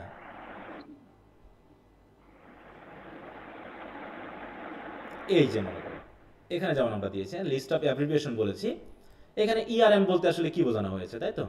তার মনে করে ইউনেস্কো বলতে আসলে কি বোঝানো হচ্ছে, বা হচ্ছে ডাব্লিউবি বলতে কি বোঝায়, বিবিএস বলতে কি বোঝায়, এনসিটিভি বলতে কি বোঝায়, হ্যাঁ ডিপিও বলতে কি বোঝায়, বা এরকম শুধু সংক্ষিপ্ত না আরো কোনো ওয়ার্ড থাকতে পারে যেগুলো এক্সপ্লেন করা হতে পারে যে এই ওয়ার্ডটাকে আসলে এই বোঝায়। মনে করো কেউ একটা রিপোর্ট পড়তে গিয়ে ওই ওয়ার্ডটা বুঝলো না যে এই ওয়ার্ডটার মানেটা কি, এই ওয়ার্ডটা কেন ইউজ করা হয়েছে, তখন আমরা করি কি ওইটাকে এরকম ভাবে লিস্টের মাধ্যমে একটু এক্সপ্লেন করে দিই যে এই ওয়ার্ডটার মানে হলো এই, এটি হলো কি। তা ওইভাবে আমরা যে লিস্ট দিয়ে দিই, অ্যালফাবেটিকলি কিন্তু দেওয়া হয়েছে, হ্যাঁ সেই লিস্ট অফ ওয়ার্ডস এর ডেফিনেশন এবং এক্সপ্লেনেশন গুলো আমরা একত্রে যখন দিচ্ছি তখন হচ্ছে কি গ্লোসারি অফ টেকনিক্যাল টার্মস।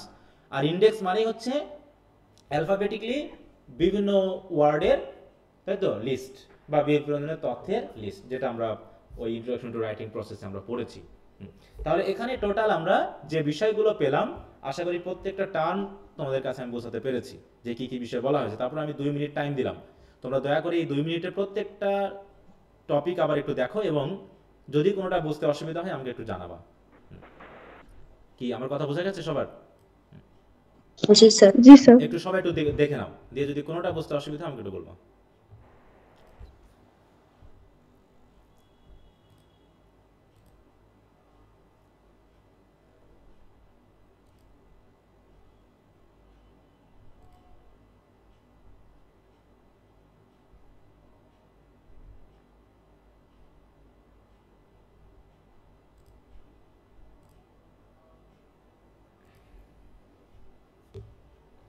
আর রিপোর্টের পার্ট কিন্তু অনেক হতে পারে, অনেক ধরনের হতে পারে, হ্যাঁ শুধু যে এখানে যেগুলো দেওয়া হয়েছে সেগুলো না, আরো অনেক রকমের থাকতে পারে। তো বইয়ে যেহেতু যেগুলো দেওয়া আছে এগুলো তোমরা একটু খেয়াল করো। স্যার হ্যাঁ বলো।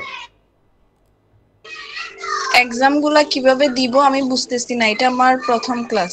আচ্ছা তোমার দেওয়া লাগবে না, যদি তুমি যেহেতু পড়োনি, এক্সাম তেমন কিছুই না, আমি কোশ্চেনটা তৈরি করে তোমাদের গুগল এক্সাম ক্লাসে কবে থেকে এবং হ্যাঁ বলো। এক্সাম কবে থেকে স্যার? কিসের এক্সাম? এই যে বললো যে আমি একটু দেরিতে ক্লাসে আসছি তো এই জন্য এই যে এখানে প্রথম লিস্টটা ক্লাসটা। দেওয়া আছে, এই যে লিস্টটা দেওয়া আছে কোনগুলো পড়াইছি, একটা পরীক্ষা নেওয়ার কথা ছিল, হ্যাঁ তা সেগুলো ও এক আচ্ছা। সপ্তাহ আমি পড়াই নাই, তা আমি মিস করেছি, ওইগুলো আমি এদের নিব। এই যে 5 অক্টোবর নিব হচ্ছে history of the emergency in Bangladesh 1 থেকে 5 চ্যাপ্টারের কোশ্চেনগুলো, যেগুলো আমি দিয়ে দিয়েছি ইম্পর্টেন্ট কোশ্চেনগুলো। আর হচ্ছে 2 তারিখে নিব হচ্ছে ইংলিশ রিডিং স্কিলস এর পার্ট এ এবং বি, হ্যাঁ এইগুলো, হ্যাঁ এগুলোর জন্য আমি প্রশ্নটা তৈরি করে আমি গুগল ক্লাসরুম এবং মেসেঞ্জারে শেয়ার করে দিব। তোমরা কোশ্চেন আনসার লিখবা খাতায়, খাতার ছবি তুলে তোমরা মেসেঞ্জারে নিজ নিজ ইনবক্সে জমা দিবা, গ্রুপে না। এটা ঠিক আছে? আচ্ছা স্যার ঠিক আছে। ওটা দু একবার দিলেই ওটা আপনি ধরে নেবে। বলছিলেন যে পার্ট ট্রান্সফরমেশনটা আলোচনা করবেন। হ্যাঁ বলো। স্যার হোমওয়ার্কের সিস্টেমটা একটু বুঝিয়ে দিলে ভালো হতো। ওটা তুমি বুঝতে পারবে, ওটা নিয়ে টেনশন করার কোনো কারণ নেই। কোন হোমওয়ার্কের? স্যার রেগুলার যে হোমওয়ার্কটা ওয়ার্ড মিনিং এগুলা। ওটার জন্য গুগল ক্লাসরুমেই একটা ভিডিও দেওয়া আছে। তোমরা মনে হয় প্রথম দিকের ভিডিও ক্লাসগুলো দেখো না। হ্যাঁ, গুগল ক্লাসরুমের ক্লাস ওয়ার্কে গেলে পরে স্যার ইন্ট্রোডাক্টরি। একবার দেখেছি কিন্তু ক্লিয়ার বুঝিনি, দেখা হয়েছে একবার। আমি তো ওগুলো সুন্দর করে বুঝিয়ে দিয়েছি, না বোঝার তো কিছু নাই। হ্যাঁ, ওখানে যে কিভাবে 5টা ওয়ার্ডের মিনিং লিখতে হবে বলা হয়েছে না এরকম করে। তারপর হচ্ছে 3টা ওয়ার্ডের ফরমেশন লিখতে হবে, তারপরে গ্রুপ ভার বা অ্যাপ্রোপ্রিয়েট প্রিপজিশনের ইংলিশ মিনিং লিখতে হবে, এগুলো তো বলেছিলাম নাকি? জি স্যার। হুম। আচ্ছা, কয়েকজন করে আমি তোমাকে একটা শেয়ার করে দেবো। ওখানে হচ্ছে কি, ওখানে তেমন কিছু না, এমন জটিল করে বোঝানোর কিছু হয়নি ওখানে। তুমি জাস্ট তোমার সামনে যে ওয়ার্ড আসবে তার ভিতরে অপরিচিত হোক পরিচিত হোক 5টা ওয়ার্ডের ইংলিশ মিনিং লিখবা, ইংলিশ টু ইংলিশ, ঠিক আছে? তারপর হচ্ছে ফরমেশন, মানে একটা ওয়ার্ডের নাউন ফর্ম অ্যাডজেক্টিভ ফর্ম কি কি আছে সেগুলো লিখবা। আর একটা হচ্ছে যে গ্রুপ ভার্ব বা হচ্ছে অ্যাপ্রোপ্রিয়েট প্রিপজিশনের 5টা করে লিখবা এবং তাদের ইংলিশ মিনিং লিখবা, বাংলায় না। এই হচ্ছে 3টা বিষয় তোমাদের দেওয়া ছিল প্রতিনিয়ত, ঠিক আছে? জি স্যার, বুঝতে পারছি। আচ্ছা, দরকার হলে আমি আজকে মেসেঞ্জারে আর একটা স্যার শেয়ার পার্ট করবো। এ এর জন্য, হ্যাঁ বলো। স্যার পার্ট এ এর জন্য বলছি যে কেম এবারে স্যারের বই থেকে ওই যে এই ট্রান্সফরমেশনটা প্র্যাকটিস করার জন্য, এবং আপনি সবগুলা শীটে যেগুলো দিছেন এবং ওই বইতে যেগুলো আছে এগুলোকে সলভিং ক্লাস করবেন একটা। হ্যাঁ, ওগুলো সলভ করবো। আমরা একটা পরীক্ষাটা নিয়ে নিই, যেহেতু আমাদের এখনো একটা বাকি আছে। তারপরে স্যারের আগে করলে ভালো হতো। এখনো আমাদের যেহেতু একটা বাকি আছে, ঠিক আছে তো? ওটা যখন করব তখন আমরা সমাধান করব। আপাতত যেগুলো দিয়েছি যেভাবে দিয়েছি ওগুলো পড়লেই হবে। যেগুলো আমি দেই নাই সেগুলো আমি পরীক্ষাতে দিব না, ঠিক আছে? যেগুলো পড়ানো হয় নাই। হ্যাঁ। যেহেতু আমি প্রশ্নটা করব বাইরে থেকে, অতএব বই থেকে যেহেতু প্রশ্নটা করতেছি না। কি আমার কথা বোঝা গেছে? জি স্যার। হ্যাঁ, এখন সবাইকে এগুলো করেছে বলো। এখন যদি তোমাদের এদের 30-40টার প্রত্যেকটা সমাধান করতে যেতে হয় তাহলে কতগুলো ক্লাস লাগবে বলো? অনেক ক্লাস লাগবে। এই জন্য সবগুলো আমি পড়াই দিব, তোমরা আগে করবা, সবগুলোর সমাধান করে ফেলবা। প্রবলেম থাকলে সেগুলো নিয়ে আলোচনা হবে। আমি তো প্রত্যেকটা আলাদা আলাদা করে সলভ দিতে যাব না, কারণ সলভ তোমাদের বইয়ে আছে, আছে না? আনসার তো দেওয়া আছে নাকি? জি স্যার। হ্যাঁ, আনসার তো দেওয়া। এখন তুমি কোনটা না বুঝলা সেটা আমি সমাধান দিতে যাব, কিন্তু যেগুলো আমি তো প্রত্যেকটা সমাধান দিয়ে তোমাদের সময় নষ্ট করব না। হ্যাঁ। আচ্ছা আচ্ছা, তাহলে কারোর সমস্যা নেই এটাতে?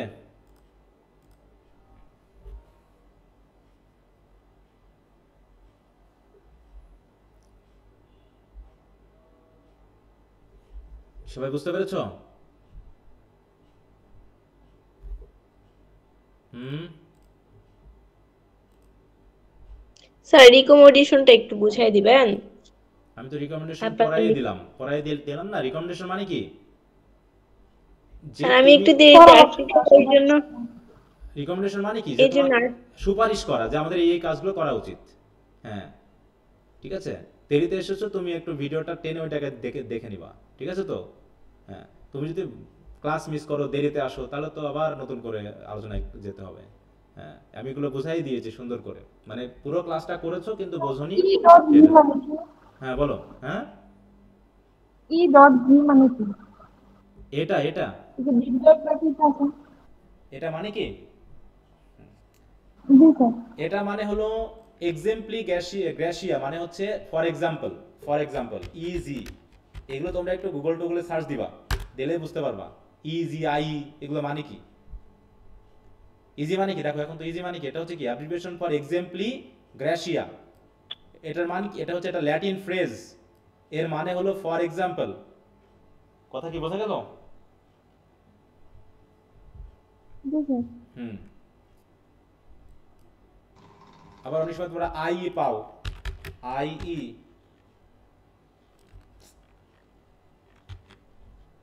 দেখো এটা মানে হচ্ছে ইডিস্ট।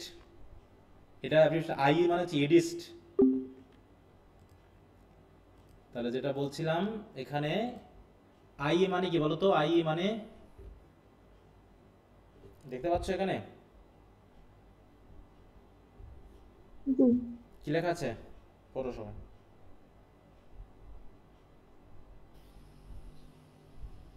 কি পেয়েছো? That is. ইডিস্ট, তাই তো? মানে কি ইডিস্ট মানে কি? আগে That is দ্যাট ইজ মানে বলতে বোঝায়। দ্যাট ইজ মানে কি বলতে বোঝায়। এটা মানে দেখো, এটা হচ্ছে কি দেখো, এই যে দেখো, দ্যাট ইজ মানে বলতে বোঝায়। আর ইজি মানে কি ল্যাটিন ফ্রেজ, এর মানে হলো এক্সাম্পলিফিকেশন মিনিং ফর এক্সাম্পল। এরকম ভাবে গুগলে সার্চ দিলে অনেক কিছু এভাবে পাওয়া সম্ভব। হ্যাঁ, তোমরা একটু শুধু খুঁজে টুজে দেখে নিবা, তাহলেই হবে। ভালো করে। ওকে, তো ঠিক আছে, তাহলে আশা করি তোমরা এগুলো বুঝেছো। আমি বলবো তোমরা এক কাজ করবা, এইগুলো একদম মুখস্থ করে ফেলবা, ঠিক আছে? যে একটা রিপোর্টে কি কি থাকে, title page, terms of reference, acknowledgement, table of content, list of illustration, হ্যাঁ, abstract or executive summary, introduction, এইভাবে করে আগামীকাল আমি ধরবো এক একজনকে, বলতে পারতে হবে। এখন দেখো এর ভিতরে এক্সিকিউটিভ সামারিটা কি সেটা কিন্তু আমরা অলরেডি পড়ে ফেলেছি। হ্যাঁ, এক্সিকিউটিভ সামারি কি, রিপোর্ট এবং প্যারাগ্রাফের মধ্যে পার্থক্য কি, এগুলো দরকার নেই, এটাও দরকার নেই। রিপোর্ট এসের মধ্যে দরকার নেই। ফর্মাল রিপোর্টে আমরা একটু আসি। হ্যাঁ, যেটা আমরা পড়লাম, যে ফরম্যাটটা পড়লাম, এটা মোটামুটি একটা ফর্মাল রিপোর্টেরই একটা আলোচনা, ঠিক আছে? বা যে এলিমেন্ট বা পার্টগুলো এখানে সেই কথাটাই বলা আছে, তার ভিতরে কিছু কম বেশি হয়েছে। দেখো ফর্মাল রিপোর্ট, দেখো আ formal report is a document that is written following a fixed procedure. Formal মানেই হচ্ছে যেটা কোনো প্রাতিষ্ঠানিক নির্দিষ্ট পদ্ধতি বা সিস্টেম ফলো করবে, তাই তো ফর্মাল, তাই না? It is used to describe an investigation or to give results and recommendation based on the investigation. দেখাই কথা, results and recommendation থাকবে। A formal report contains information with more detail and content than the shorter report forms. Short report মানে আমরা যে news paper report জানি, ওখানে তথ্য কম থাকে, কিন্তু একটা ফর্মাল রিপোর্টে অনেক কিছু থাকে। সেখানে যেহেতু একটা ইনভেস্টিগেশন থাকে, সেই ইনভেস্টিগেশন অনুসারে তার রেজাল্ট থাকে, রেজাল্ট অনুসারে রিকমেন্ডেশন থাকে, অনেক অ্যানালিসিস থাকে, অতএব প্রচুর ইনফরমেশন কিন্তু একটা ফর্মাল রিপোর্টে থাকে। তো একটা ফর্মাল রিপোর্টের কি কি থাকে সেটা এখানে বলছে, title page, abstract, executive summary, table of content, introduction, অনেকগুলো বাদ পড়ে গেছে, এখানে জাস্ট কিছু দিয়ে রাখছে। বইগুলো জাস্ট একটা হালকা পাতলা রূপে দিয়েছে। তোমাদের কাজ হবে ইনফর্মাল রিপোর্ট এবং ফর্মাল রিপোর্টের মধ্যে পার্থক্য কি, এই জায়গাটা একটু জানা দরকার। তাহলে ফর্মাল রিপোর্ট হচ্ছে নির্দিষ্ট প্রতিষ্ঠান ভিত্তিক, কিন্তু an informal report is usually in the form of a person to person communication within an organization. একটা ইনফর্মাল লেটারের মতো। It is written without following any procedures or rules. দেখো rules and procedures directed by an organization. Informal reports are relatively short and are usually written in memo or letter format, যেটা আমরা পরে দেখব memo কি জিনিস। It can be prepared in one page and if required it can be prepared in several pages. তাহলে report লিখতে কয়টা page লাগে? রিপোর্টে কয় পেজ লিখতে হয়? বলো। এক অথবা একের অধিক। হ্যাঁ, মানে পেজ লিমিট নাই, তোমার প্রয়োজনে তুমি একের অধিক পেজ। তাহলে আচ্ছা, এসেতে কয় পেজ লাগে? এসে লিখতে গিয়ে তোমাদের এই জায়গাটা খুব ঝামেলাপূর্ণ, হ্যাঁ, যে তোমরা প্রায় জিজ্ঞাসা করো কয় পেজ, হ্যাঁ, কত পেজ লিখবো এসেতে? কোনো পেজ লিমিট আছে? না। প্যারাগ্রাফের পেজ লিমিট আছে? না। না। রিপোর্টেও কোনো পেজ লিমিট নাই, একটু খেয়াল রাখবা, কারণ পেজ লিমিট নিয়ে তোমরা খুব মারামারি করো। হ্যাঁ, পরীক্ষার আগ পর্যন্ত স্যার কয় পেজ লিখবো, এটা ওটা কয় পেজ লিখবো, এই। আচ্ছা, এবার হচ্ছে কি দেখো, তাহলে informal report follows natural language and style. মানে ইনফর্মাল মানে হচ্ছে পারসন টু পারসন কমিউনিকেশনের জন্য যে রিপোর্টটা করা হয়। এর মেইন উদ্দেশ্যটা কি? The main purpose of informal report is to present certain information. কোনো ব্যক্তিকে কোনো একটা তথ্য দেওয়া, এটা কোনো প্রাতিষ্ঠানিক হয়তো দেখা যাচ্ছে কোড কন্ডাক্টগুলোকে মেনটেন করা এখানে হয় না। তা তোমরা অবশ্যই এটা একটু পড়ে নিবা আগামীকালকে। দেখো difference between formal and informal report, বুঝতেই পেরেছো কী কী থাকবে এখানে। তোমরা একটু সুন্দর করে পড়ে নিও, কারণ এটা আমি পড়তে যাচ্ছি না। শর্ট রিপোর্ট, লং রিপোর্ট কি, এটাও তোমরা একটু পড়ে নিবা, খুব একটা বিষয় এখানে জটিলতা নেই। প্রিন্সিপাল গুলো কি, নীতিগুলো কি, হ্যাঁ বলো। যে ফর্মাল এবং ইনফর্মাল রিপোর্টের যে একটা পার্থক্য আছে না, টোনের ক্ষেত্রে একটা পার্সোনাল টোন আর একটা ইমপার্সোনাল টোন। এখন যে ইমপার্সোনাল টোন, এটা বলতে কি যে বাস্তবিক সেরকম কিছু বাস্তবিক না, বাস্তবিক না, সাবজেক্টিভ এন্ড অবজেক্টিভ, এটা বুঝেছিলা? সাবজেক্টিভ আর অবজেক্টিভ কি না, সেটা একটু বুঝে নেই, একটু বুঝে নেন। এটা পড়নি? পড়াইনি এটা আমি প্যারাগ্রাফে তো পড়াইছি, সাবজেক্টিভ আর অবজেক্টিভ প্যারাগ্রাফ। পড়নি এটা? এটা পড়ানো হয়নি? হয়েছে স্যার স্যার। আমার একটু করে দিলে ভালো হতো। সাবজেক্টিভ প্যারাগ্রাফ কি? কোনগুলো সাবজেক্টিভ প্যারাগ্রাফ কোনগুলো বলো তো? The journey I have যেখানে done recently. জীবন বৃত্তান্ত থাকে। যেখানে রাইটারের ব্যক্তিগত তথ্য ইনফরমেশন থাকে, তাই না? আমাদের ফেসবুক ইন্টারনেট সব মাথা খেয়ে নিচ্ছে। হ্যাঁ, একটা জিনিস পড়ার পর আর মনে থাকে না। হ্যাঁ, একটা জিনিস আমি বোঝাবো, টিচার একবার বোঝাবে আর 10 বার পরে তোমাকে মনে রাখতে হবে, এটা হচ্ছে তোমার দায়িত্ব। কিন্তু তুমি যদি মনে করো টিচারের পড়ানো শেষ, তোমার পড়াও শেষ, ওই সময়টা ফেসবুক আর ইন্টারনেটে দিয়ে দাও, তাতেই সব মনে থাকবে মাথায়। হ্যাঁ, একটা সাবজেক্টিভ অবজেক্টিভ এগুলো মনে রাখতে হবে। পার্সোনাল মানে কি? সাবজেক্টিভ। সাবজেক্টিভ এখানে বলা আছে, দেখো সাবজেক্টিভ। হ্যাঁ, সাবজেক্টিভ মানে কি? যেখানে রাইটার তার নিজস্ব, তাই তো, আবেগ, নিজস্ব অনুভূতি, নিজস্ব তথ্য এগুলো অ্যাড করতে পারেন, যেখানে নিজস্বতা থাকবে, সেটা হচ্ছে পার্সোনাল। আর ইমপার্সোনাল মানে যেখানে রাইটার নিজের কোনো কিছু দিতে পারবে না, পুরো নিউট্রাল থাকবে। হ্যাঁ, যেটা হচ্ছে ফর্মাল রিপোর্টের ক্ষেত্রে এই ব্যাপারটা ঘটাতে হয়। যেমন আ জার্নি বাই বোট আর a journey by boat I have recently made, কোনটা সাবজেক্টিভ আর কোনটা অবজেক্টিভ বলো? জানি ভাই সাবজেক্টিভ। জানি ভাই I have journey by boat objective R journey by boat যেখানে আমার, তাই তো, আই হ্যাভ মেড, এখানে হচ্ছে এটা হচ্ছে সাবজেক্টিভ। অতএব যেখানে সাবজেক্টিভ সেখানেই পার্সোনাল টোন, আর যেখানে অবজেক্টিভ সেটাই হচ্ছে ইম্পার্সোনাল টোন। কি বোঝা গেছে এবার? জি স্যার। একটু পড়ে নিবা, তারপরে কোনো কিছু যদি বুঝতে অসুবিধা হয় সেগুলো নিয়ে তো আমরা কথা বলবোই, কারণ অনেক কিছু আছে অযথা হুদাই পড়ে সময় নষ্ট করার দরকার নেই। বরং তোমরা যেটা বুঝবা না আগামী ক্লাসে সেই জায়গাটা দাগিয়ে রাখবা, আমি সেগুলো বুঝাই দেবো, কারণ এখানে অনেকগুলো অলরেডি কথা বলা হয়ে গেছে। হ্যাঁ, আর কিছু কিছু ক্ষেত্রে তোমরা ডিকশনারি ইউজ করবা, দেখা যাচ্ছে একই বিষয় ওয়ার্ড ভিন্ন, হয়তো দেখা যাচ্ছে মিনিং বুঝতেছো না, এই জন্য ডিকশনারি ইউজ করবা তোমরা অবশ্যই। আচ্ছা, এরপর আসি হচ্ছে এগুলোর মোটামুটি দরকার নাই, যেগুলো বলা হয়েছে। নিউজ রিপোর্ট নিয়ে তো গতকাল আলোচনা করা হয়েছে, নিউজ রিপোর্টের বিভিন্ন পার্টগুলো নিয়ে কথা বলেছি। আমরা একটু এই যে সার্ভে রিপোর্ট, এগুলো মোটামুটি আমরা এখন যেহেতু রিপোর্টের প্রকারভেদগুলো দেখেছি, আমরা মোটামুটি 4টা রিপোর্টের কথা খেয়াল রাখবো। একটা হচ্ছে মনে করো news paper report, survey report, business report.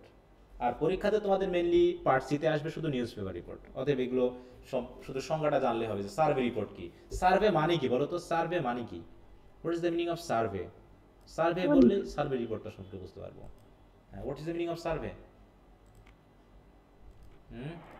Survey মানে বাংলা মিনিং টিকে থাকা নাকি? না, ওটা তো সার্ভাই, এটা তো সার্ভে।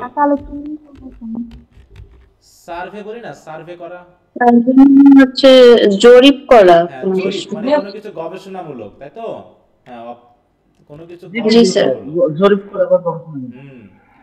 মানে কোনো জায়গায় গিয়ে সেখানকার বিভিন্ন তথ্য উপাত্ত সংগ্রহ করে একটা বিষয়কে বোঝার চেষ্টা করা, এটা হচ্ছে কি সার্ভে। এই যে বিভিন্ন আদমশুমারি টুমারি করার মাধ্যমে বোঝানো হয় না, সার্ভে করা হয়। হ্যাঁ, কৃষি, তারপরে হচ্ছে পশু ইত্যাদি। দেখো, a survey is a method of getting information using relevant questions from a sample of people with the aim of understanding population as a whole। তাহলে কোন একটা বিষয়কে জানার জন্য কিছু কোশ্চেন করে এক শ্রেণীর মানুষের কাছ থেকে তথ্য নেওয়াটাকে বলা হচ্ছে সার্ভে। তাহলে এইভাবে সার্ভে করার মাধ্যমে, যেমন আমরা যদি বলি যে এখন আমরা গ্রাম ভিত্তিক স্যানিটেশন কত পার্সেন্ট মানুষ ইউজ করে, তাই না? স্যানিটেশন কত পার্সেন্ট মানুষ এখন ফলো করে, এটা এই জন্য গ্রামে গ্রামে গেলাম, বাড়িতে কয়টা বাথরুম আছে, বাথরুম পাকা না কাঁচা, তাই তো, বাথরুমে তারা সাবান ইউজ করে কি করে না, এই জাতীয় প্রশ্ন করার মাধ্যমে আমরা পেয়ে গেলাম যে এত পার্সেন্ট মানুষ এখনো স্বাস্থ্য সচেতন না, তারা এখনো স্যানিটারি যে সকল বিষয়গুলো সেগুলো ব্যবহার করে না। এইভাবে কিন্তু আমরা একটা সার্ভে করতে পারি বাংলাদেশের প্রেক্ষাপটে, তাই না? তাহলে সার্ভে রিপোর্ট মানে হচ্ছে কোনো একটা সার্ভে পরিচালনা করা। তাহলে দেখো, survey is a method of collecting information or data as reported by individuals, and a survey report is a formal piece of writing based on research.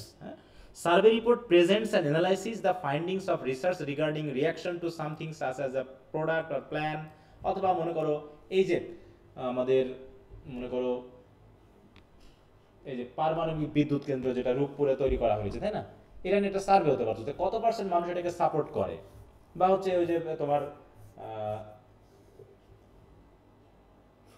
একটা বলতে গেলাম কি ভুলে গেলাম, যে কোনো একটা জায়গাতে আমরা একটা ফ্যাক্টরি তৈরি করবো, তাই না? এই ফ্যাক্টরিটা তৈরি করার ক্ষেত্রে মানুষ এটাকে সাপোর্ট করে কিনা, এলাকার মানুষ আসলে এটা সমর্থন করে কিনা, এটা পরিবেশের জন্য ক্ষতিকর হতে পারে কিনা, এই বিষয়ে মানুষের কাছ থেকে আমরা তথ্য নিয়ে বুঝতে পারি যে এই প্ল্যানটা ঠিক অথবা না।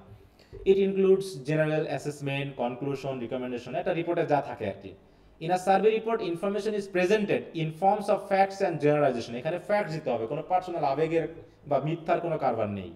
It uses expression such as 1 on 10, অতএব এগুলো দরকার নেই, এগুলো জাস্ট একটা পার্সেন্টেজ, যে এত 10 জনের ভিতরে 5 জন, 5 জনের ভিতরে 10 জন, এই 5 জনের ভিতরে 3 জন এই কথা বলেছে, এই কথা 2 জন বলেছে, ইত্যাদি ইত্যাদি। এভাবে পার্সেন্টেজ করে বা সংখ্যাতাত্ত্বিক ওয়েতে আমরা তথ্যগুলোকে উপস্থাপন করি, এবং উপস্থাপন করার মাধ্যমে আমরা কি করি, এখানে কেউ কোনো কিছু অ্যাগ্রি করছে কিনা, ক্লেইম বা স্টেট ইত্যাদি। Present tense are normally used in a survey report to present generalization. Generalization মানে কি, যেটা সকলের ক্ষেত্রে প্রযোজ্য। দেখা যাচ্ছে একটা রিপোর্ট শুধু তৈরি করা হয়েছে একটা নির্দিষ্ট জেলার উপরে, এখন ওই রিপোর্টটা কি অন্য জেলার উপরেও কি প্রয়োগ করা যায় না? বলো, যে আমরা দেখলাম পাশাপাশি দুইটা জেলা, একটা জেলাতে সার্ভে পরিচালনা করা হয়েছে, দিয়ে ওইটাকে আমরা ধারণা করে নিতে পারি যে একই ঘটনা পরবর্তী জেলাতেও ঘটতে পারে বা ঘটে, এইভাবে আমরা জেনারেলাইজ করে নিতে পারি। তার মানে সার্ভে মানে হচ্ছে কি, যে কোনো একটা জায়গার কোনো একটা বিশেষ বিষয় সম্পর্কে বোঝার জন্য কোশ্চেন ভিত্তিক, তাই তো, এক গোষ্ঠী মানুষের উপরে প্রশ্ন আনসারের মাধ্যমে আমরা বুঝে নেওয়ার যে চেষ্টা করি বা যে তথ্যগুলোকে সংগ্রহ করি, তথ্য সংগ্রহ করে যে রিপোর্টটা রেডি করি, সেটাই হচ্ছে সার্ভে রিপোর্ট মেনলি। দেখো সার্ভে রিপোর্টে কি কি থাকে, ওই একই কথা। দেখো, what are the parts of a survey report? A survey report is a formal piece of writing based on research. এখানে কি থাকে, ইন্ট্রোডাকশন থাকে, বডি থাকে, কনক্লুশন থাকে। মেনলি মোটামুটি একটা ফর্মাল রিপোর্টের যা যা থাকে এখানে তাই থাকে। এখানে সংক্ষেপে এরকম দিয়ে দিচ্ছে। আর বইগুলোতে, এই যে বইগুলো আমাদের, এই বইগুলোতে একটা কমপ্লিট ধারণা নেই, এটা হচ্ছে একটা বড় সমস্যা, যে আমরা একটা বই ধরে তোমাদেরকে পড়াবো, হ্যাঁ, সেই রকম কোনো সিস্টেম নেই। জাস্ট কোশ্চেন ওয়াইজ কিছু তথ্য দিয়ে রাখছে, এইভাবে মোটামুটি আমাদেরকে দেখাতে হচ্ছে, তা নাহলে তো বোঝানো মুশকিল হয়ে যাবে। কি বুঝতে পারছো সার্ভে রিপোর্টটা কি এবং সার্ভে রিপোর্টের পার্টগুলো কি, এগুলো তোমরা নিজেরা এখন বুঝে নিতে পারবা। এগুলো হচ্ছে বিজনেস রিপোর্টটা কি, আমরা একটু দেখি। আমরা 8:35 পর্যন্ত ক্লাস নিব, একটু ধৈর্য ধরে থাকবো তোমরা। তাহলে বিজনেস রিপোর্ট কার সাথে রিলেটেড হতে পারে বলো? বিজনেস রিপোর্ট কার সাথে রিলেটেড হবে?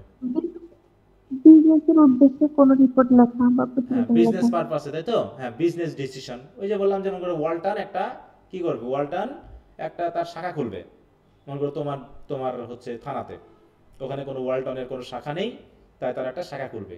তাহলে হঠাৎ করে গিয়ে তারা শাখা খুলে বসবে? বলো না, তারা আগে দেখবে যে বন্যার কথা বলছিলেন। হ্যাঁ, কত পার্সেন্ট মানুষ এখানে আসলে, আমরা যদি এই মালামাল বিক্রি করি, এই যে ফ্রিজ, এসি, তাই তো, এগুলো যদি বিক্রি করি, তাহলে কত পার্সেন্ট মানুষ কেনার মতো সমর্থ আছে?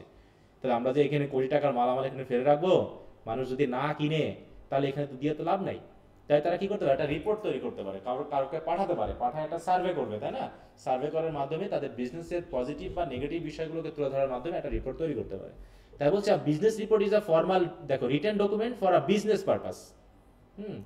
দেখো এরা কি বলছে, Kuiper and Clippinger defined business report as organized objective presentation of observation, experience and facts used in the decision making process. ওই যে ডিসিশন নিব আমরা, তাই না, যে আসলে আমরা একটা যে ওয়ালটনের শাখা খুলবো, ব্রাঞ্চ খুলবো, এর জন্য আমরা ডিসিশনটা নেব কি নেব না। A business report conveys information to help in business decisions making. It is the medium of presenting information. Some reports may present the actual solution to a business problem. Other reports may record past information that is used for business planning. হ্যাঁ, দেখাচ্ছে হয়তো বা কেউ সরাসরি একটা business report তৈরি করতে পারে, অথবা অতীতের কোনো রিপোর্ট কেউ কাজে লাগাতে পারে। হ্যাঁ, এইভাবে। In writing a business report, the writer should consider the purpose and audience of the report. মানে রিপোর্টটা কার জন্য? তাহলে বিজনেস রিপোর্ট তৈরি করা হয় কি কমন পিপলদের জন্য, নাকি যারা প্রতিষ্ঠানের মালিক, যারা বিজনেসটা প্রতিষ্ঠা করতে যাচ্ছে তাদের জন্য? কাদের জন্য? অডিয়েন্স কারা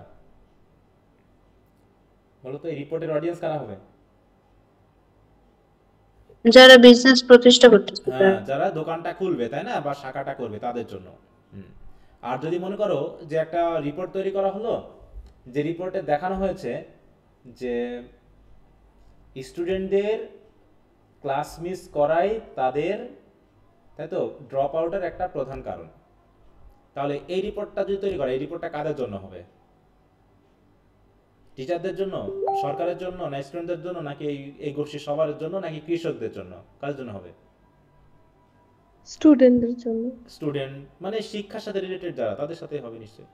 এখন যদি রিপোর্টটা শুধু হয় ইংলিশ ডিপার্টমেন্টের উপর, তাহলে এটা কি বাংলা ডিপার্টমেন্টও করবে? না। তাহলে অডিয়েন্স হচ্ছে কি একটা নির্দিষ্ট গোষ্ঠী, তাই তো, একটা দল যাদের জন্য একটা রিপোর্ট তৈরি করা হয়। He should also analyse the supporting information and determine the solution. মোটামুটি সাপোর্টিং ইনফরমেশন দিয়ে বোঝানোর চেষ্টা করবে যে বিজনেস কি ডিসিশন নেওয়া যেতে পারে। এখন এই বিজনেসের উপর ডিপেন্ড করে রিপোর্ট অনেক ধরনের হতে পারে। সেটা পিরিয়ডিক রিপোর্ট হতে পারে, যে প্রতি 1 মাস পর পর প্রোগ্রেস রিপোর্ট হতে পারে। দেখো ট্রিপ অ্যান্ড কনফারেন্স রিপোর্ট হতে পারে, যে একটা ট্রিপ করা হলো, একটা জায়গায় আমরা গেলাম, তাই তো, সেখানে আমরা ট্রিপ করলাম এবং সেখান থেকে একটা রিপোর্ট তৈরি করলাম। এরকমভাবে রিপোর্টের অভাব নাই, এগুলো দরকার নেই অতটা, জাস্ট ইয়েটা খেয়াল রাখবা। পারপাসটা কি সেটা আমরা অলরেডি সংজ্ঞার ভিতরে পেয়েছি, তোমরা একটু পড়ে নিও। What are the parts of a business report? Business রিপোর্টের পার্টগুলো কি? দেখো ওই যে ফর্মাল রিপোর্টের যে পার্ট, এখানে বিজনেস রিপোর্টেরও কিন্তু সে একই পার্ট, সার্ভে রিপোর্টেরও একই পার্ট। দেখো title, page, transmittal document, table of contents, executive summary, ইন্ট্রোডাকশনের background, purpose of the report ইত্যাদি, method, body analysis, conclusion, recommendation, references, appendices, এই যে জায়গাগুলো। ওই ফর্মাল রিপোর্টের যে ফরম্যাটটা, ওটা যদি জানো তাহলে মোটামুটি সার্ভে রিপোর্ট, বিজনেস রিপোর্ট এগুলো হয়ে যাবে। আর নিউজ রিপোর্টের জন্য যেটা, সেটা একটা। এই হলো দুটো ফরম্যাট। আর যে কোনো রিপোর্টের 3টা কোশ্চেন এখানে গুরুত্বপূর্ণ, 3টা কোশ্চেন গুরুত্বপূর্ণ, ঠিক আছে তো? একটা হচ্ছে ফরম্যাট অফ আ রিপোর্ট, তারপর হচ্ছে কি পারপাসেস অফ দ্য রিপোর্ট, আর একটা হচ্ছে ফিচার্স রিপোর্ট। এই 3টা কোশ্চেনই মেইনলি গুরুত্বপূর্ণ। নিউজপেপার রিপোর্টের ফরম্যাট কি, নিউজপেপার রিপোর্ট কি, নিউজপেপার রিপোর্টের পারপাস কি, নিউজপেপার রিপোর্ট কিভাবে ভালো হতে হবে, এটা। একইভাবে সার্ভে রিপোর্ট কি, সার্ভে রিপোর্টের পারপাস কি, সার্ভে রিপোর্টের ফরম্যাট কি, বিজনেস রিপোর্ট কি, বিজনেস রিপোর্টের পারপাস কি, বিজনেস রিপোর্টের ফরম্যাট কি। এই 3টে জায়গাতে একটু খেয়াল করো। আর পার্ট সি এর জন্য কোন রিপোর্ট বললাম আমি গুরুত্বপূর্ণ? নিউজপেপার রিপোর্টই হচ্ছে নিউজপেপার রিপোর্ট। পরীক্ষাতে। তা এই হচ্ছে মোটামুটি আমাদের রিপোর্ট নিয়ে কথা। হ্যাঁ, এখন তোমাদের কাজ হবে পুরো সবগুলো শর্ট কোশ্চেন্স একবার রিভিশন দেওয়া। তেমন কঠিন কিছু না, একই কথা বারবার বলা আছে, এই জন্য আমি একটু দ্রুত গেলাম। এখন তোমাদের মাথার ভিতরে সবগুলো একবারে নিয়ে নেওয়ার জন্য একদম 1 নম্বর থেকে যতদূর আছে জাস্ট একবার রিডিং দিবা, নভেল বা উপন্যাস পড়ার মতো। যেটা বুঝবা না, যে ওয়ার্ডটা বুঝবা না, যে তথ্যটা বুঝবা না, তোমরা দাগিয়ে রাখবা, আমি একটু বলে দিব। আর আবারও বলতেছি, যারা নতুন যুক্ত হয়েছে, তোমরা প্রথম ইন্ট্রোডাকশন টু রাইটিং প্রসেসের যে কয়টা ভিডিও ক্লাস আছে, তোমরা একটু গুগল ক্লাসরুমে যাবা, ওখানে গিয়ে রাইটিং প্রসেসের, ইংলিশ রাইটিং স্কিলসের এই যে ইন্ট্রোডাকশন টু রাইটিং প্রসেস, এই জায়গায় গিয়ে একটু ভিডিও ক্লাসগুলো দেখে নিবা। এবং এখানে মোটামুটি আমাদের পিডিএফ সহ দেওয়া আছে, ঠিক আছে? এইখান থেকে একটু দেখে নিবা, এখানে অনেকগুলো তথ্য দেওয়া আছে। প্লেজিয়ারিজম কি, রেফারেন্স কি, বিবলিওগ্রাফি কি, তারপর অডিয়েন্স কি, অডিয়েন্স কাকে বলে, হ্যাঁ, এমএলএ স্টাইল কি, এফএ স্টাইল কি, এগুলো কিন্তু জানতে হবে, যেগুলো রিপোর্টের সাথে রিলেটেড। যদিও রিপোর্টে কিন্তু কোশ্চেন আনসারগুলো এগুলো দেওয়া হয়নি, কিন্তু এগুলো রিপোর্টের মধ্যেকারই অংশ। এই জন্য এগুলো একটু দেখে নিবা। আচ্ছা, তো এই হচ্ছে মোটামুটি আমাদের আজকের আলোচনার বিষয়। তো রিপোর্টটা নিয়ে আমরা ধারাবাহিক আলোচনা করলাম। আগামী দিন আমরা একটা রিপোর্ট এখানে লিখে দেখবো। হ্যাঁ, নিউজ পেপার রিপোর্ট একটা লিখবো, তারপর থেকে পার্ট সি রিপোর্ট যেগুলো ইম্পর্টেন্ট সেগুলো তোমাদের দিয়ে দিব, তোমরা একটু পড়ে নিবা, মনে থাকবে। আর ইম্পর্টেন্ট ব্রিফ কোশ্চেন, শর্ট কোশ্চেনগুলোও দিয়ে দিব, ওগুলো পড়ে ফেলতে হবে। আচ্ছা, এমনি কারো কোনো কথা আছে স্পেশাল এর মধ্যে? স্যার, আমাদের কি গাইড কিনতে হবে? গাইড, এই কথাটা তো আমি বলতে পারি না যে আসলে কিনতে হবে কি হবে না, সেটা তোমার একদম ব্যক্তিগত ব্যাপার, ঠিক আছে?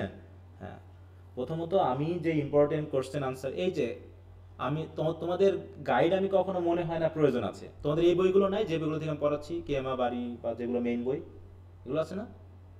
জি স্যার, আছে। জি স্যার, মেইন বই আছে। তাহলে তো গাইড কেনার কোনো প্রশ্নই আসে না, দরকারই নেই গাইড না। তারপরে আমি বলছি যে সেটা তোমার ব্যক্তিগত ব্যাপার, তুমি গাইড পড়ে আরো বেশি করে যদি পড়তে পারো তা খারাপ কিছু না, কিন্তু আমি এটাকে অতটা ইয়া করছি না, কারণ আমাদের যা কিছু প্রয়োজন এখানে বইও আছে এবং আমি যেগুলো ইম্পর্টেন্ট সেগুলো দিয়ে দিচ্ছি, ঠিক আছে? আর গাইডে ঘুরে ফিরে ওগুলোরই কপি পেস্ট থাকে। আচ্ছা, আর কোনো প্রশ্ন? স্যার আমাদের ফাইনাল এক্সাম কবে হতে পারে? এখনো তোমাদের এই ফার্স্ট ইয়ারের পরীক্ষা শেষ হলো না, তোমরা এখনো ফাইনাল নিয়ে টেনশনে আছো। পড়তে থাকো। জাতীয় বিশ্ববিদ্যালয়ের ক্ষেত্রে অনুমান করা খুব কঠিন, ঠিক আছে? হ্যাঁ, পড়তে থাকো। ফাইনাল নিয়ে অত ভাবাভাবি কিছু নাই। সময় মতো আমরা 8-10 মাসের ভিতরে শেষ করে ফেলবো। তারপরে বাকি 3 মাস 4 মাস না 1 মাসও সময় পাবা না, সেটা হচ্ছে জাতীয় বিশ্ববিদ্যালয়ের পরের ব্যাপার। মেনলি তোমাদের পরীক্ষাটা হওয়ার কথা জুলাই আগস্টে, হ্যাঁ, ঠিক আছে? কিন্তু জাতীয় বিশ্ববিদ্যালয়ের মেইন যে কারিকুলাম বা হচ্ছে ওদের যে ক্যালেন্ডার, সেটাতে মেতে পরীক্ষা হওয়ার কথা থাকে সবসময়, মেতে। কিন্তু সেটা হয় না, সেটা June July August October November বিভিন্ন সময় হতে পারে। অতএব এটা আমরা ক্লিয়ারলি বলতে পারি না কোনো, ঠিক আছে? অতএব আমার প্ল্যান থাকে যে আমি 9 থেকে 10 মাসের মধ্যে তোমাদের কোর্সটাকে কমপ্লিটলি ক্লিয়ার করে দিব। বাকি তারপরে আমরা একটা প্রিপারেশন ব্যাচে যাব। প্রিপারেশনটা এখন পরীক্ষার আগ পর্যন্ত চলে, যেটা আমরা এবারও করলাম। ঠিক আমার 9 থেকে 10 মাস টাইম লাগে, ঠিক আছে? যেমন আমরা এবারের ব্যাচটাকে আমরা 9 মাসে শেষ করতে পেরেছি, 10 মাসে যাওয়া লাগেনি। 9 মাসে আমরা শেষ করে দিয়েছি। তারপরে আমরা 3 মাস সময় পেয়েছিলাম প্রিপারেশন নেওয়ার জন্য, প্রিপারেশন ব্যাচ হিসাবে।